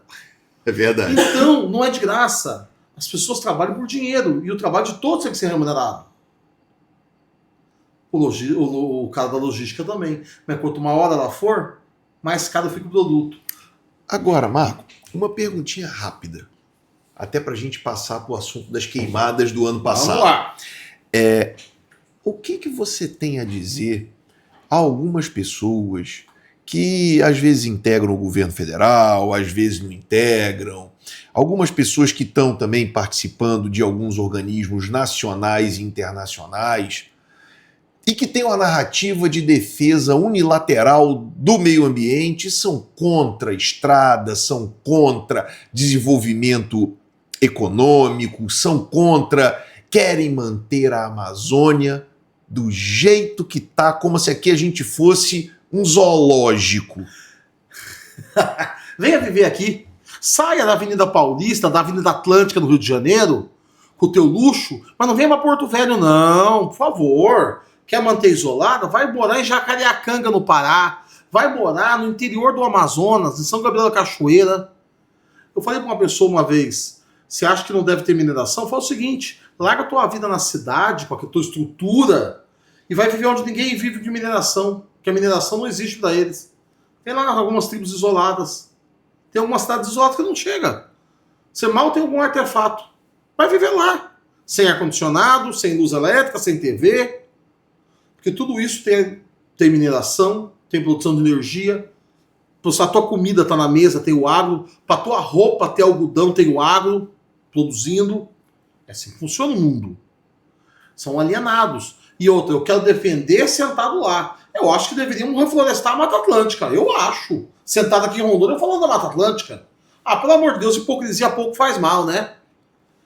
Quer defender a Amazônia? Venha viver na Amazônia e saber os problemas que nós passamos aqui. E aí criar uma solução. Eu fiz uma crítica a um programa do governo que era para desenvolver pesquisa. E aí era a Fundação de Amparo a Pesquisas da São Paulo, mais acho que a Amazônia mais 10. Mais as 9, boa parte das pesquisas saiu para a FAPESP.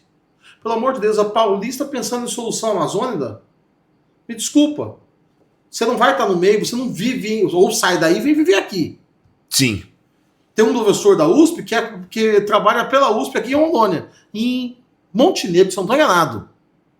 Ele é pesquisador lá. E ele está vivendo a realidade, justo. Ele vive a realidade. Isso é entender. Eu vou discutir seca no Nordeste sentado em Rondônia, não vou chegar a uma solução nunca. Não. Agora, eu vou discutir enchente sentado no Agreste Nordestino, não vai ter solução. Também não. Nós temos que estar nos locais. Eu tenho que entender a Amazônia. Aqui tem gente, que não é um zoológico. Sim. E gente séria, gente honesta, gente trabalhadora, gente que quer ver, quer crescer e quer ver esse estado crescendo. Se o Brasil crescer, o Brasil jamais vai ser rico quando tivermos estados pobres. Sim. O Brasil vai ser rico quando todos os estados forem ricos. É um absurdo, uma pessoa, é uma ignorância não entender o mínimo de mundo. O mínimo que as coisas estão interligadas. O que você faz em São Paulo interfere aqui, você faz aqui interfere em São Paulo, está interligado. Uhum. Nós não podemos desmatar tudo? Eu conheço que não podemos. Não, isso seria um suicídio. Seria Agora, um suicídio. eu não posso também manter o povo em pobreza. Eu preciso de desenvolvimento. Hoje é com criação de animais, é com plantação. Mas eu preciso também de desenvolvimento de produtos. Imagine, o Steve Jobs dizia que eu não crio um produto que você quer. Eu não fabrico o que você quer. Eu faço você querer o que eu fabrico. Cara, quantos produtos podem ser feitos de látex que nós não sabemos ainda? Que podem ser produzidos na Amazônia. Mas para isso, secretário, a gente precisa de pesquisa, a gente precisa de investimento e a gente precisa romper uma crença limitante, penso eu, de que nada pode ser feito na Amazônia porque senão nós vamos quebrar o ecossistema. Quebrar o ecossistema. Pelo amor de Deus. Nós podemos muito produzir na Amazônia. Preservando. Eu comentei com uma pessoa como eu fico orgulhoso quando eu olho um produto amazônida. Eu adoro uma bolachinha feita no Acre. Miragina, acho que é o nome. De castanha, uma delícia. Aquela bolacha podia ser muitas outras fábricas na Amazônia, vendendo em São Paulo, vendendo no Peru, na Bolívia, nos Estados Unidos. Eu me pergunto, por que nós não temos bebidas à base de açaí? Eu não estou falando de tomar o açaí como alimento que a gente consome no Brasil. Energéticos, refrigerantes, bebidas. Alcoólicas, não alcoólicas, vindas do açaí. Pois é. Então, talvez teríamos mais indústria na Amazônia, mais emprego. Que é onde você dá o salto de renda, emprego e, consequentemente, qualidade de vida. E eu sempre digo que o agro dá dinheiro, não é o agro diretamente, é a agroindústria que está no entorno. Sim. O que gera emprego não é o boi, a fazenda. É o frigorífico. Mas um tem que existir para ter o outro, óbvio. É o frigorífico, é a indústria de beneficiamento. O laticínio, é a indústria. Plantar o arroz é legal, mas você beneficiar esse arroz, vender ensacado para o consumo, gera mais emprego. Sim. Isso é importante. Tem que ter um para ter o outro, óbvio. Não existe como não ter o produtor, não ter a indústria. Tem que ter os dois. E Rondônia cresce assim. A gente vê como a indústria mexe com a cidade quando a gente vai para Pimenta Bueno. Quando você olha o que é Pimenta Bueno, cidade toda asfaltada, a cidade é bonita, gostosinha de rodar. E você vai ver o nível de desemprego lá, os caras estão mandando ônibus nas cidades vizinhas todos os dias buscar trabalhador, porque falta mão de obra. Porque tem uma indústria chamada Cairu. Você vai em Espigão do Oeste, você vê a cidade, um ritmo de cidade, é uma cidade pequena do interior, mas tem vida na cidade. Porque lá tem uma coisa chamada Globo Aves, que emprega acho que 1.000 pessoas. Sim. 1.000 pessoas em Porto Velho faz diferença, em Espigão faz toda. É a cidade inteira, né? Aí você vai, desculpa o meu conceito, assim, mas com algumas cidades do interior do Amazonas, que você chega, a vida parece que está parada. Você não vê? Você vai nos mercados, é sempre o básico, você não vê comércio funcionando com mais produto, porque não tem economia. Vive de Bolsa Família, vive de assistencialismo, que é uma miséria, uma esmola estatal, porque falta logística, falta estrutura. Eu adoraria ter mais Manaus, muitas mais zonas francas de Manaus na Amazônia. Como eu gostaria de ver. Fiquei triste de saber que uma indústria não se instalou em Guajará porque o governo federal não abriu mão de uma pequena arrecadação. Ele só queria o mesmo tratamento tributário que é dado em Manaus para essa indústria se instalar em Guajará-Mirim. Era uma indústria de pneus. Como eles não deram, ela foi se instalar em Manaus, 380 milhões de reais não financiados pelo dono da empresa.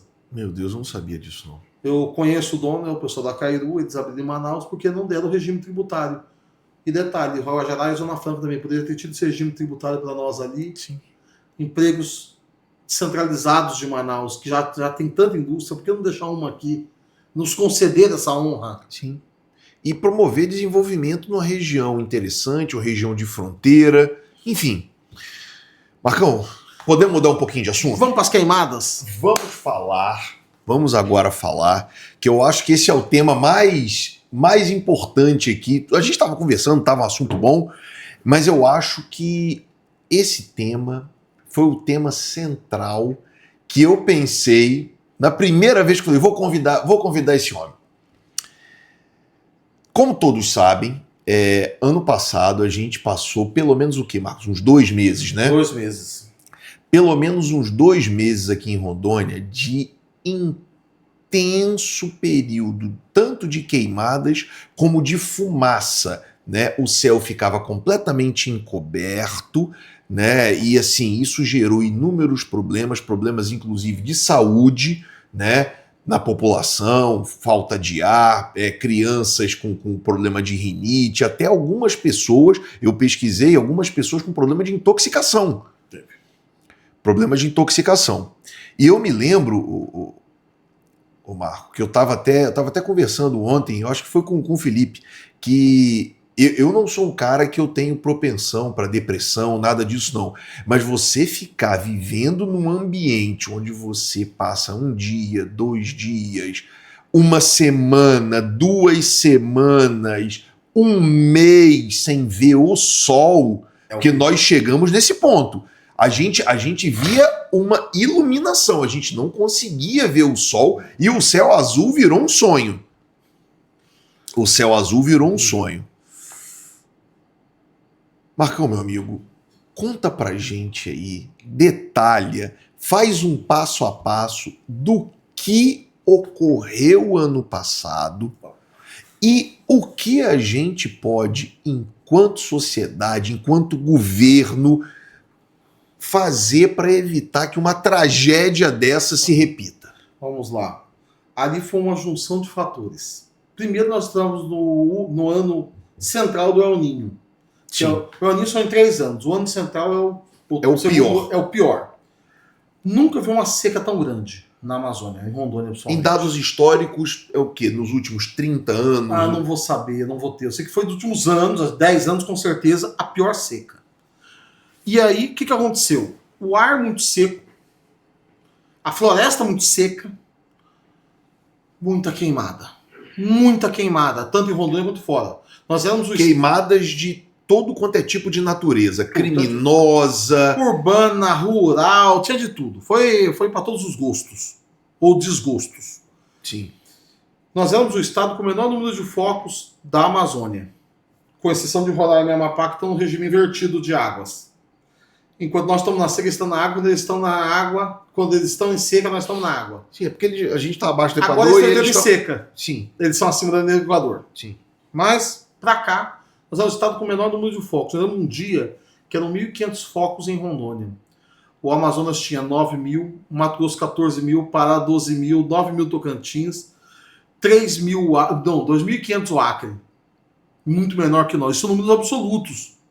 Mesmo em percentual do tamanho do território, nós tínhamos menos queimadas. Mas nós tivemos um outro fator que foi, para mim, uma tragédia que não tinha como mexer, é o vento. Geralmente o vento ele vem de norte para sul. O vento entra pelo oceano.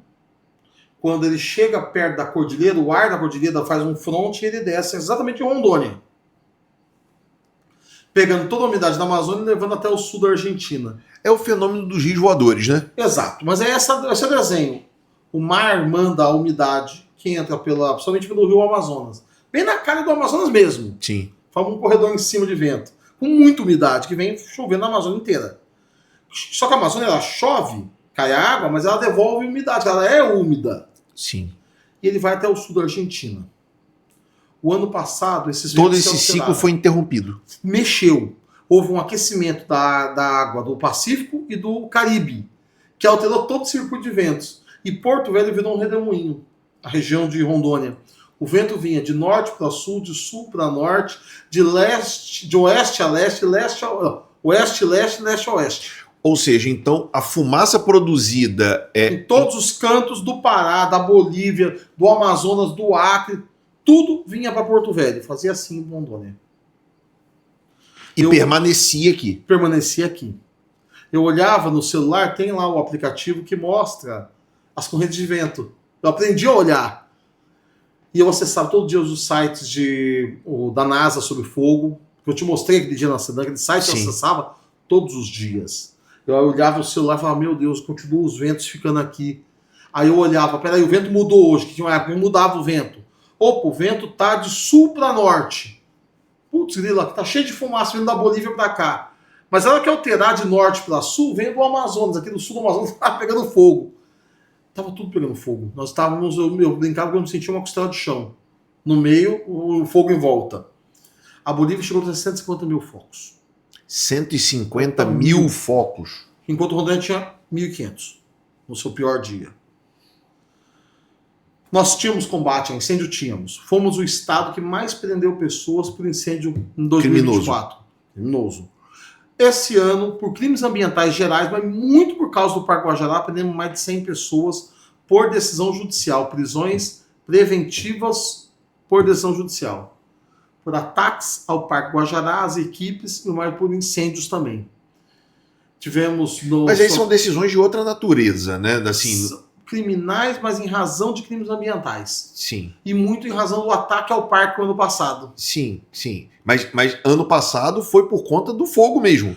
As pessoas que tacaram fogo no passado pagaram com pena esse ano. Uma hora a conta chega, eu falava. Sim. No primeiro momento, eu não tinha como botar a equipe. Eu até dei uma entrevista e falei que deram tiro atrás das nossas guarnições. Foi no caso do Brasil.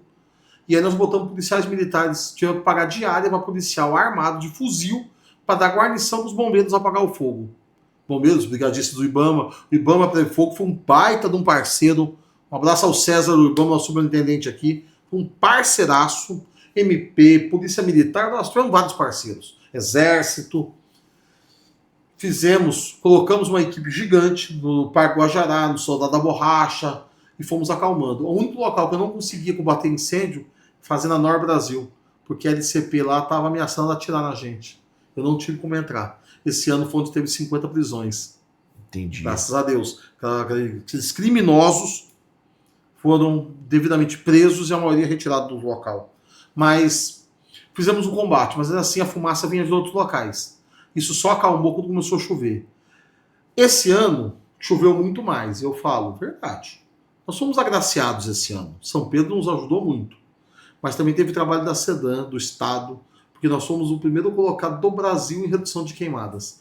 Eu não estou falando do primeiro colocado da Amazônia. Do Brasil, nenhum estado do brasileiro reduziu queimadas mais que Rondônia. 91,2% de redução. Isso tudo? Isso tudo. Redução do ano passado para esse ano. Ah, mas você sabia que ia ter uma grande redução? Sabia. Mas ter sido o primeiro do Brasil é resultado de trabalho, de muito trabalho. Sim. Foi um trabalho muito firme. Aprendemos com o problema. Eu queria falar, vocês não estavam preparados para a queimada do ano passado. Ninguém estava no Brasil. E como se preparar? Essa é uma pergunta. Como se preparar? Mais equipes? Aumentando as bases avançadas, contratando brigadistas, fazendo mais equipes e fazendo um estudo de qual é a probabilidade daquele local pegar fogo. Você escolhe os locais exatamente com probabilidade. Olha, geralmente o desmatamento ele sucede de 5 anos de queimada. Com 5 anos não tem mais resto de matéria orgânica. O cara não queima mais. Poxa vida, quais são as áreas que já queimou 5 anos seguidos? Você exclui ela. Ó, tem essas daqui que desmatou tem 1, 2 anos. É onde vai queimar. Então reforça a equipe de combate. É um trabalho de logística. Logística. Né? E eu descobri no passado, que nem o pessoal falou pra mim, por que você não pede aquele avião da Força Aérea, o KC-390? Eu virei pra pessoa e falei, você tem ideia do que você está pedindo? A pessoa, por quê? Eu falei, primeiro só tem 2 na Força Aérea, ele custa milhões. Só o Brasil só tem 2 para combate a incêndio. Você tem que comprar um avião e transformar ele todinho para jogar água. Caríssimo. 2, ele carregado só decola em Rondônia de 3 aeroportos. Porto Velho, Cacoal e Vilhena. Nenhum outro aeroporto ele decola carregado, ele decola vazio. Sim. Então, se eu for fazer um combate... Por conta do peso, né? Ele deve ser uma tonelagem absurda. Sim. Ele decola em Porto... Tipo assim, se eu tiver que fazer um combate em Guajará-Mirim, ele tem que decolar de Porto Velho, jogar água lá e voltar a Porto Velho. Quanto custa essa logística? Gira e volta cada vez para jogar água. Nós alugamos aviões de pulverização agrícola. Jogando água para diminuir a pressão do fogo. Helicóptero jogando água... quando o incêndio é muito grande, e brigadista embaixo apagando. E usando, eu não sabia que um dos melhores métodos, o melhor é abafamento. Sim. Mas o outro é um negócio de vento, que você joga o fogo para cima de onde ele já queimou. E ele extingue. Porque você tem 2 formas de acabar com o fogo, ou exclui o oxigênio, ou a matéria orgânica, ou a matéria que queima. Eu não consigo acabar com o oxigênio. Sim. Eu jogo para onde ele já queimou. Então eu diminuo a matéria orgânica, matéria combustível. Sim. E aí, feito, mas assim... Não é só contratar brigadista. Ah, chega lá e contrata. Não é assim. Você tem que treinar esse cara. Apagar fogo é um trabalho exaustivo, perigosíssimo. Tanto que todo ano tem acidente de morte. Com morte de trabalhadores. Porque ele é perigoso o trabalho. Você tem que tomar cuidado para não inalar fumaça, saber usar os equipamentos, saber combater o fogo para não perder tempo, senão você se desgasta muito, e saber ver como o fogo está andando. Porque dependendo de como tiver, você vai ser cercado por ele e você vai morrer queimado. Sim, você não vai conseguir sair. Tanto que a gente empresta todo ano, a gente comprou alguns cedidos e outros drones emprestados para o bombeiro, porque na período de queimadas ele vai para o bombeiro. Passou a queimada, ele volta para a SEDAN, alguns. Porque ele chega no local, ele levanta o drone e vê como está a dinâmica do alto, para fazer um melhor combate ao fogo. Agora, Marco, qual na sua visão, qual seria a solução? Pergunta difícil, eu sei. Difícil. Olha, a questão ambiental, nós precisamos primeiramente de orçamento. Eu acho que o meio ambiente deveria ter um fundo constitucional, igual é na educação, que no mínimo... Educação, saúde, você tem um mínimo de dotação orçamentária. Tinha que ter um meio ambiente também. Segunda coisa, as legislações tinham que ser mais pensadas. 80%, me desculpa, é pedir para muitos ir para a ilegalidade. Nós temos que rever essa parte. Sem histeria, nem para um lado nem para o outro. Nem para derrubar tudo para produzir, nem para esmagar o produtor rural também.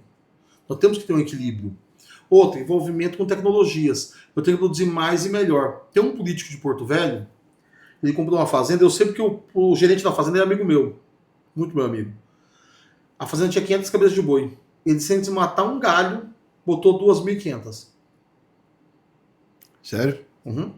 Agora, ele faz análise de solo, ele corrigiu o solo, faz irrigação. É assim, uma fazenda de alta tecnologia. Ela é cara. Mas nós temos que levar essa tecnologia aos pequenos produtores.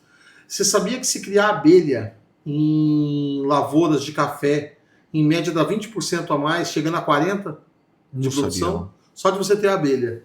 Você tem tecnologia. Biotecnologia. Sim.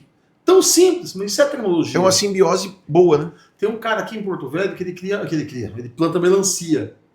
Ele cria abelha dentro do... Ele tem um apiário dentro da plantação. A dele não é para tirar mel, é meramente para polinização. Ele coloca um apiário para ter abelhas.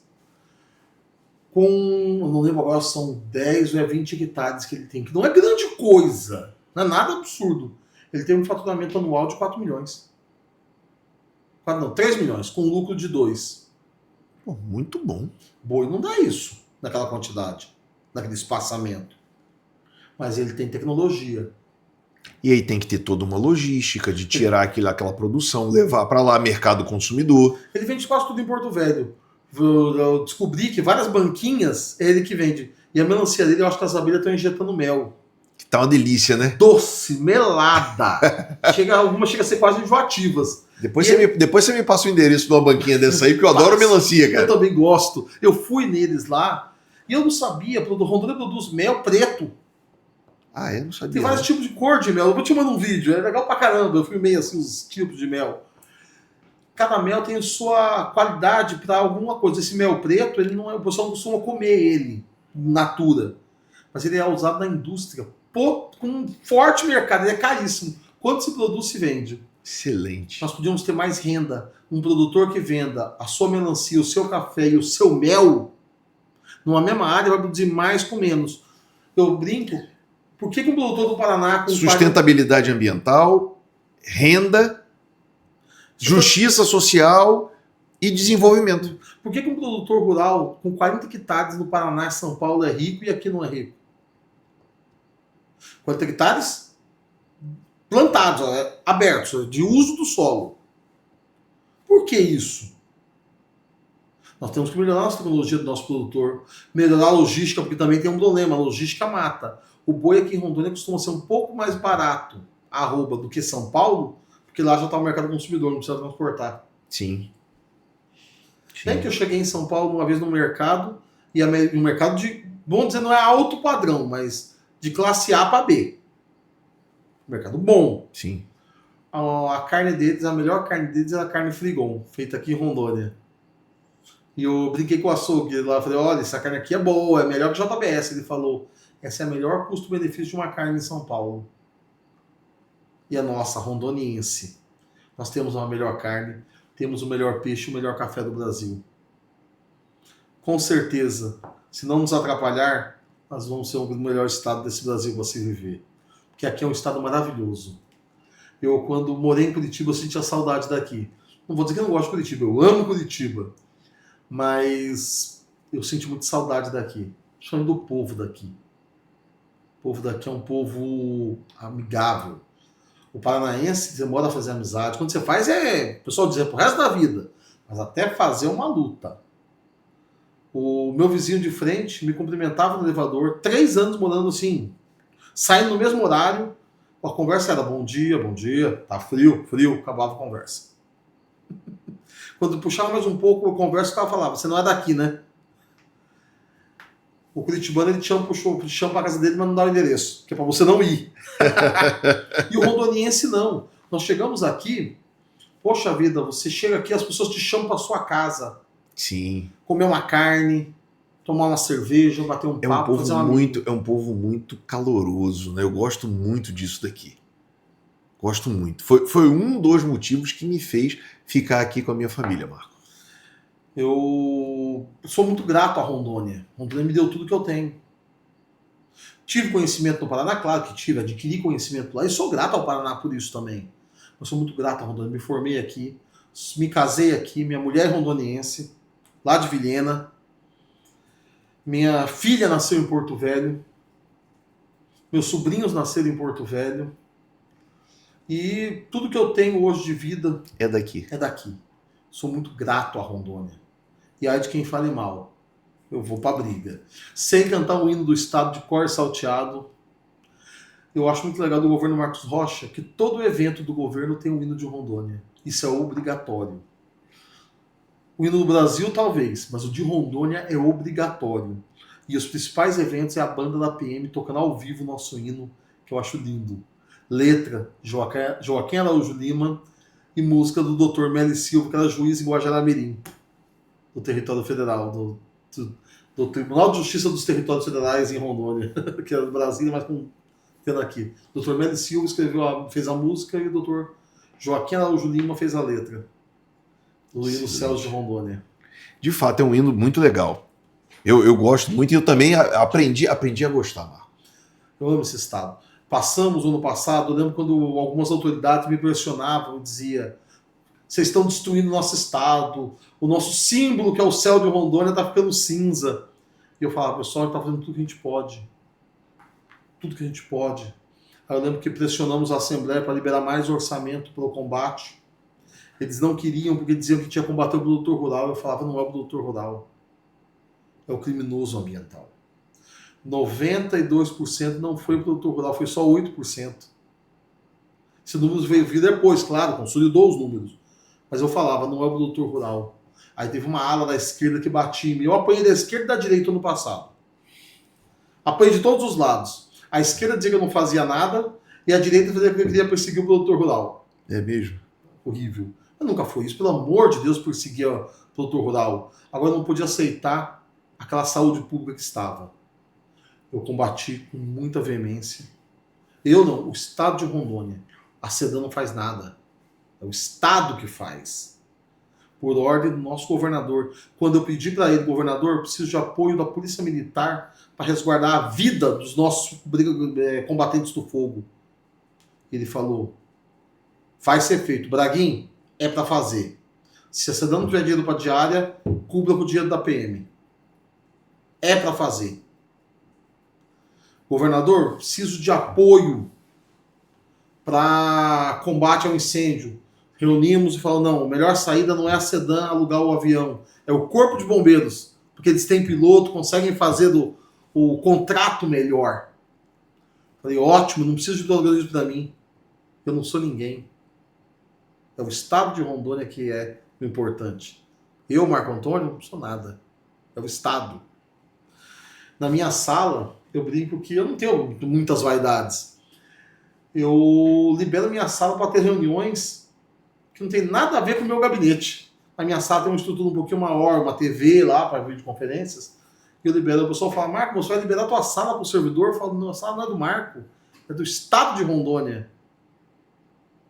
Eu direto expulso meu adjunto da sala dele para atender alguém, ele me expulsa. O meu secretário executivo faz a mesma coisa. Por quê? Porque ninguém ali é dono daquela cadeira. Nós estamos passageiros e o Estado de Rondônia que é o dono. Então, o interesse é do Estado. O povo, né? Povo. O povo de Rondônia, que ao fim e ao cabo é o destinatário da política pública, né? Eu ouvi do César do Ibama que ele é muito bem pago para fazer a parte ambiental. E para mim, também vale para mim, para todos os meus servidores. O Estado nos paga para lutar pelo patrimônio ambiental de Rondônia. Não para perseguir ninguém, mas para lutar pelo patrimônio ambiental, conforme determina a lei brasileira. E eu espero, olha, nós vamos avançar muito esse finalzinho de governo. Nós estamos contratando um sistema novo para o licenciamento ambiental, para o CAR, para vários sistemas. Custou caro, mas graças a Deus saiu. Nós estamos comprando um drone que ele decola igual helicóptero, voa igual avião, faz 150 km de ida mais a volta, com imagem de alta resolução, inclusive LiDAR debaixo da terra. Nós adquirimos um, estamos tentando mais 7 no fundo da Amazônia. Mas um já é nosso. Vai ser operado por pilotos, porque tem que ser piloto de avião ou helicóptero para operar ele, porque ele tem que ter transponder, tem tudo. Sim. É uma máquina, veio de Portugal. Nós estamos fazendo as primeiras 8 concessões de reserva florestal em Rondônia, do Estado. A primeira concessão do Brasil foi a União que fez em Rondônia, a Floresta Nacional do Jamari, Floresta Jamari. E nós tivemos agora uma outra concessão federal também, mas o Estado vai fazer as primeiras 8 concessões. Estamos fazendo já reconhecimento das unidades de conservação.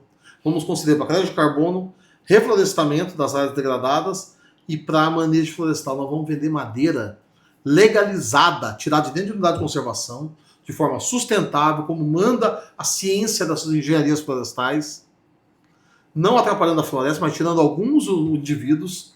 Vai para uma madeireira legalizada, que vai gerar um bom emprego com carteira assinada, bonitinho, e essa madeira pode ir para o mercado do mundo, porque ela tem origem lícita, totalmente ambientalmente correta.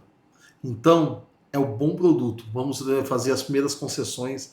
Deus quiser, no começo do ano que vem, via Banco Nacional de Desenvolvimento Sustentável, BNDES.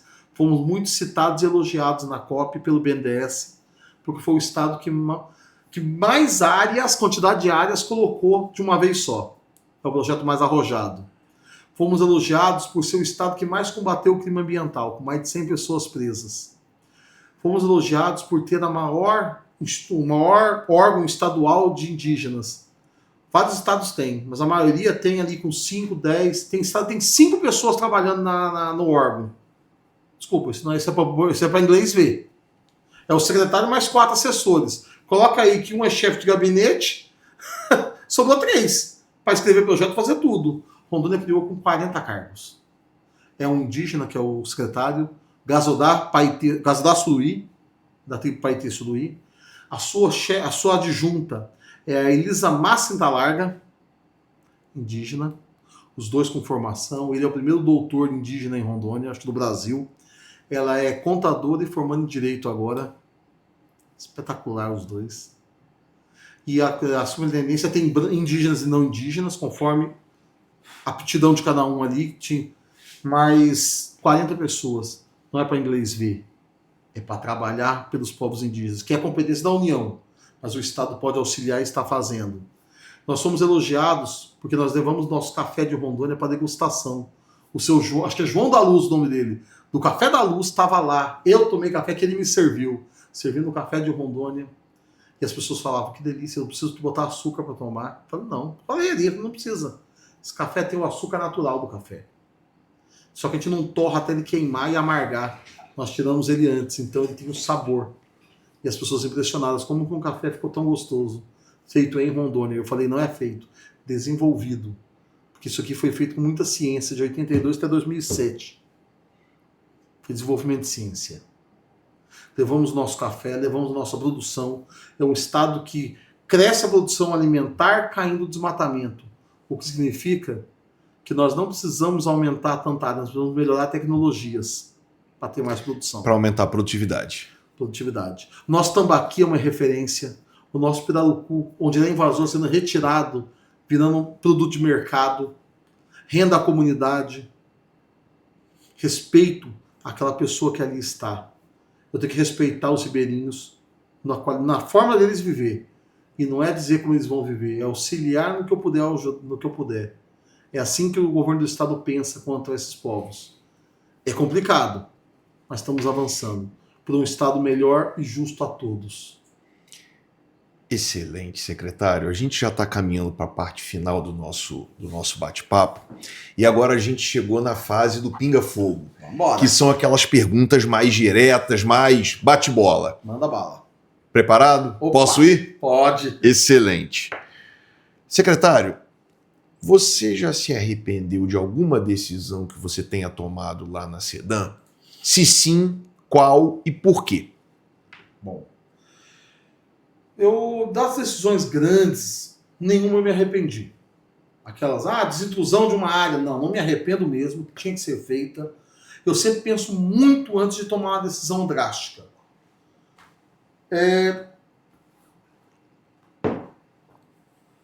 Fui ameaçado por órgãos de controle por devolver muitas máquinas. Não me arrependo disso. Eu acho que se eu entendo que é justo, eu faço. Me arrependo de decisões menores. Algumas vezes fui um pouco rude com algumas pessoas. Momentos da vida, a gente sempre se arrepende. Ninguém é perfeito. Sim. Mas as decisões grandes, as importantes para o Estado, não me arrependo. Talvez eu devia ter comprado esse sistema mais cedo. Não sei se eu teria tido acesso a esse. Eu sempre tive muito medo de errar. E eu faço mais devagar para fazer bem feito. E não deixar um carimbo do Marco Antônio na secretaria. E sim um legado. Excelente. Marco, meu amigo, em uma frase, quem foi o maior responsável pela qualidade do ar em 2024 aqui no nosso estado de Rondônia? Os invasores das unidades de conservação. Sem nenhuma dúvida. Dentro do estado, os invasores. Sem nenhuma dúvida. Sem nenhuma dúvida. Foram eles que promoveram... 70% do fogo. 75% do fogo em Rondônia. Mas boa parte da fumaça, e sem nenhuma dúvida de falar, veio de fora. Entendi. Não foi o nosso fogo que provocou toda aquela fumaça. Mas colaborou muito. Colaborou, com certeza. É uma pena, mas tivemos esse problema. Na sua visão, secretário, é verdade ou mito dizer que queimada faz parte da cultura da Amazônia? Vamos lá, não deveria ser verdade. É verdade. Faz parte da cultura. Porque nada mais barato que um fósforo. É muito barato colocar fogo. Eu tenho um político que eu conversei, ele comprou a máquina de triturar galhos. Então, tronco, se você pegar uma árvore e tacar lá, tritura. Ela custou 700 mil reais, 600 mil reais. É muito dinheiro. É muito dinheiro. Só que ele fala que vai dar dinheiro para ele a longo prazo. Ele tritura essa madeira. Ela... E vende as lascas. Não, ele não vende. Não, vira pó mesmo. Vira pó. Ele pega e incorpora ao solo da fazenda dele. Ele fala que ela... E gera matéria orgânica. Né? Chega a ficar 8 anos gerando matéria orgânica no solo. Ele acha que vai ter 8 anos um solo mais saudável. Então excelente. Ele está apostando nisso. Agora, é caro. E outra coisa, as pessoas acham que é proibido colocar fogo. É mentira, tem permissão. Você vai fazer com o engenheiro assinando uma anotação de responsabilidade técnica, um ART. Fazendo acero. Fazendo acero. Tem regras. Você tem que ter um brigadista à disposição do período do fogo, para se perder o controle que está lá. Nós fizemos... Mas eu acho que quase 100% das queimadas urbanas não... Não. Isso é mais o rural que eu estou falando. E eu vou te falar, nós estudamos, nos últimos 5 anos, quantas queimadas autorizadas do incêndio florestal. Nenhuma. Zero. Todas que foram feitas com autorização, deu certo. Agora, as clandestinas deu acidente. E a queimada urbana, muita gente... Rondônia tem uma mania, principalmente Porto Velho, do pessoal comprar terreno para tentar inflacionar, ganhar na especulação. E ele não quer cuidar do terreno dele. Na época da Quando seca, o mato está seco, ele queima. Ele queima, porque ele mata. Tira o mato e tira os roedores, baratas, tudo mais. Só que ele causa um... E é barato.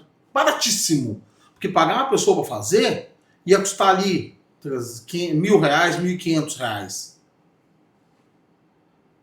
Um fósforo, muito barato. Fósforo e um litro de álcool. Um litro de álcool de cozinha. Não precisa nem mais que isso. Sim. Na época da seca ele já começa. Sim. Secretário, na sua opinião, quem é que ganha dinheiro com a destruição do meio ambiente, não só em Rondônia, como no Brasil? Os bandidos. Quem vende, compra e transporta madeira ilegal, de forma ilegal, invasor de terra, grileiro de terra. Nós temos que ter uma regularização fundiária no Brasil necessária, porque quem é dono, o seu CPF responde, não desmata.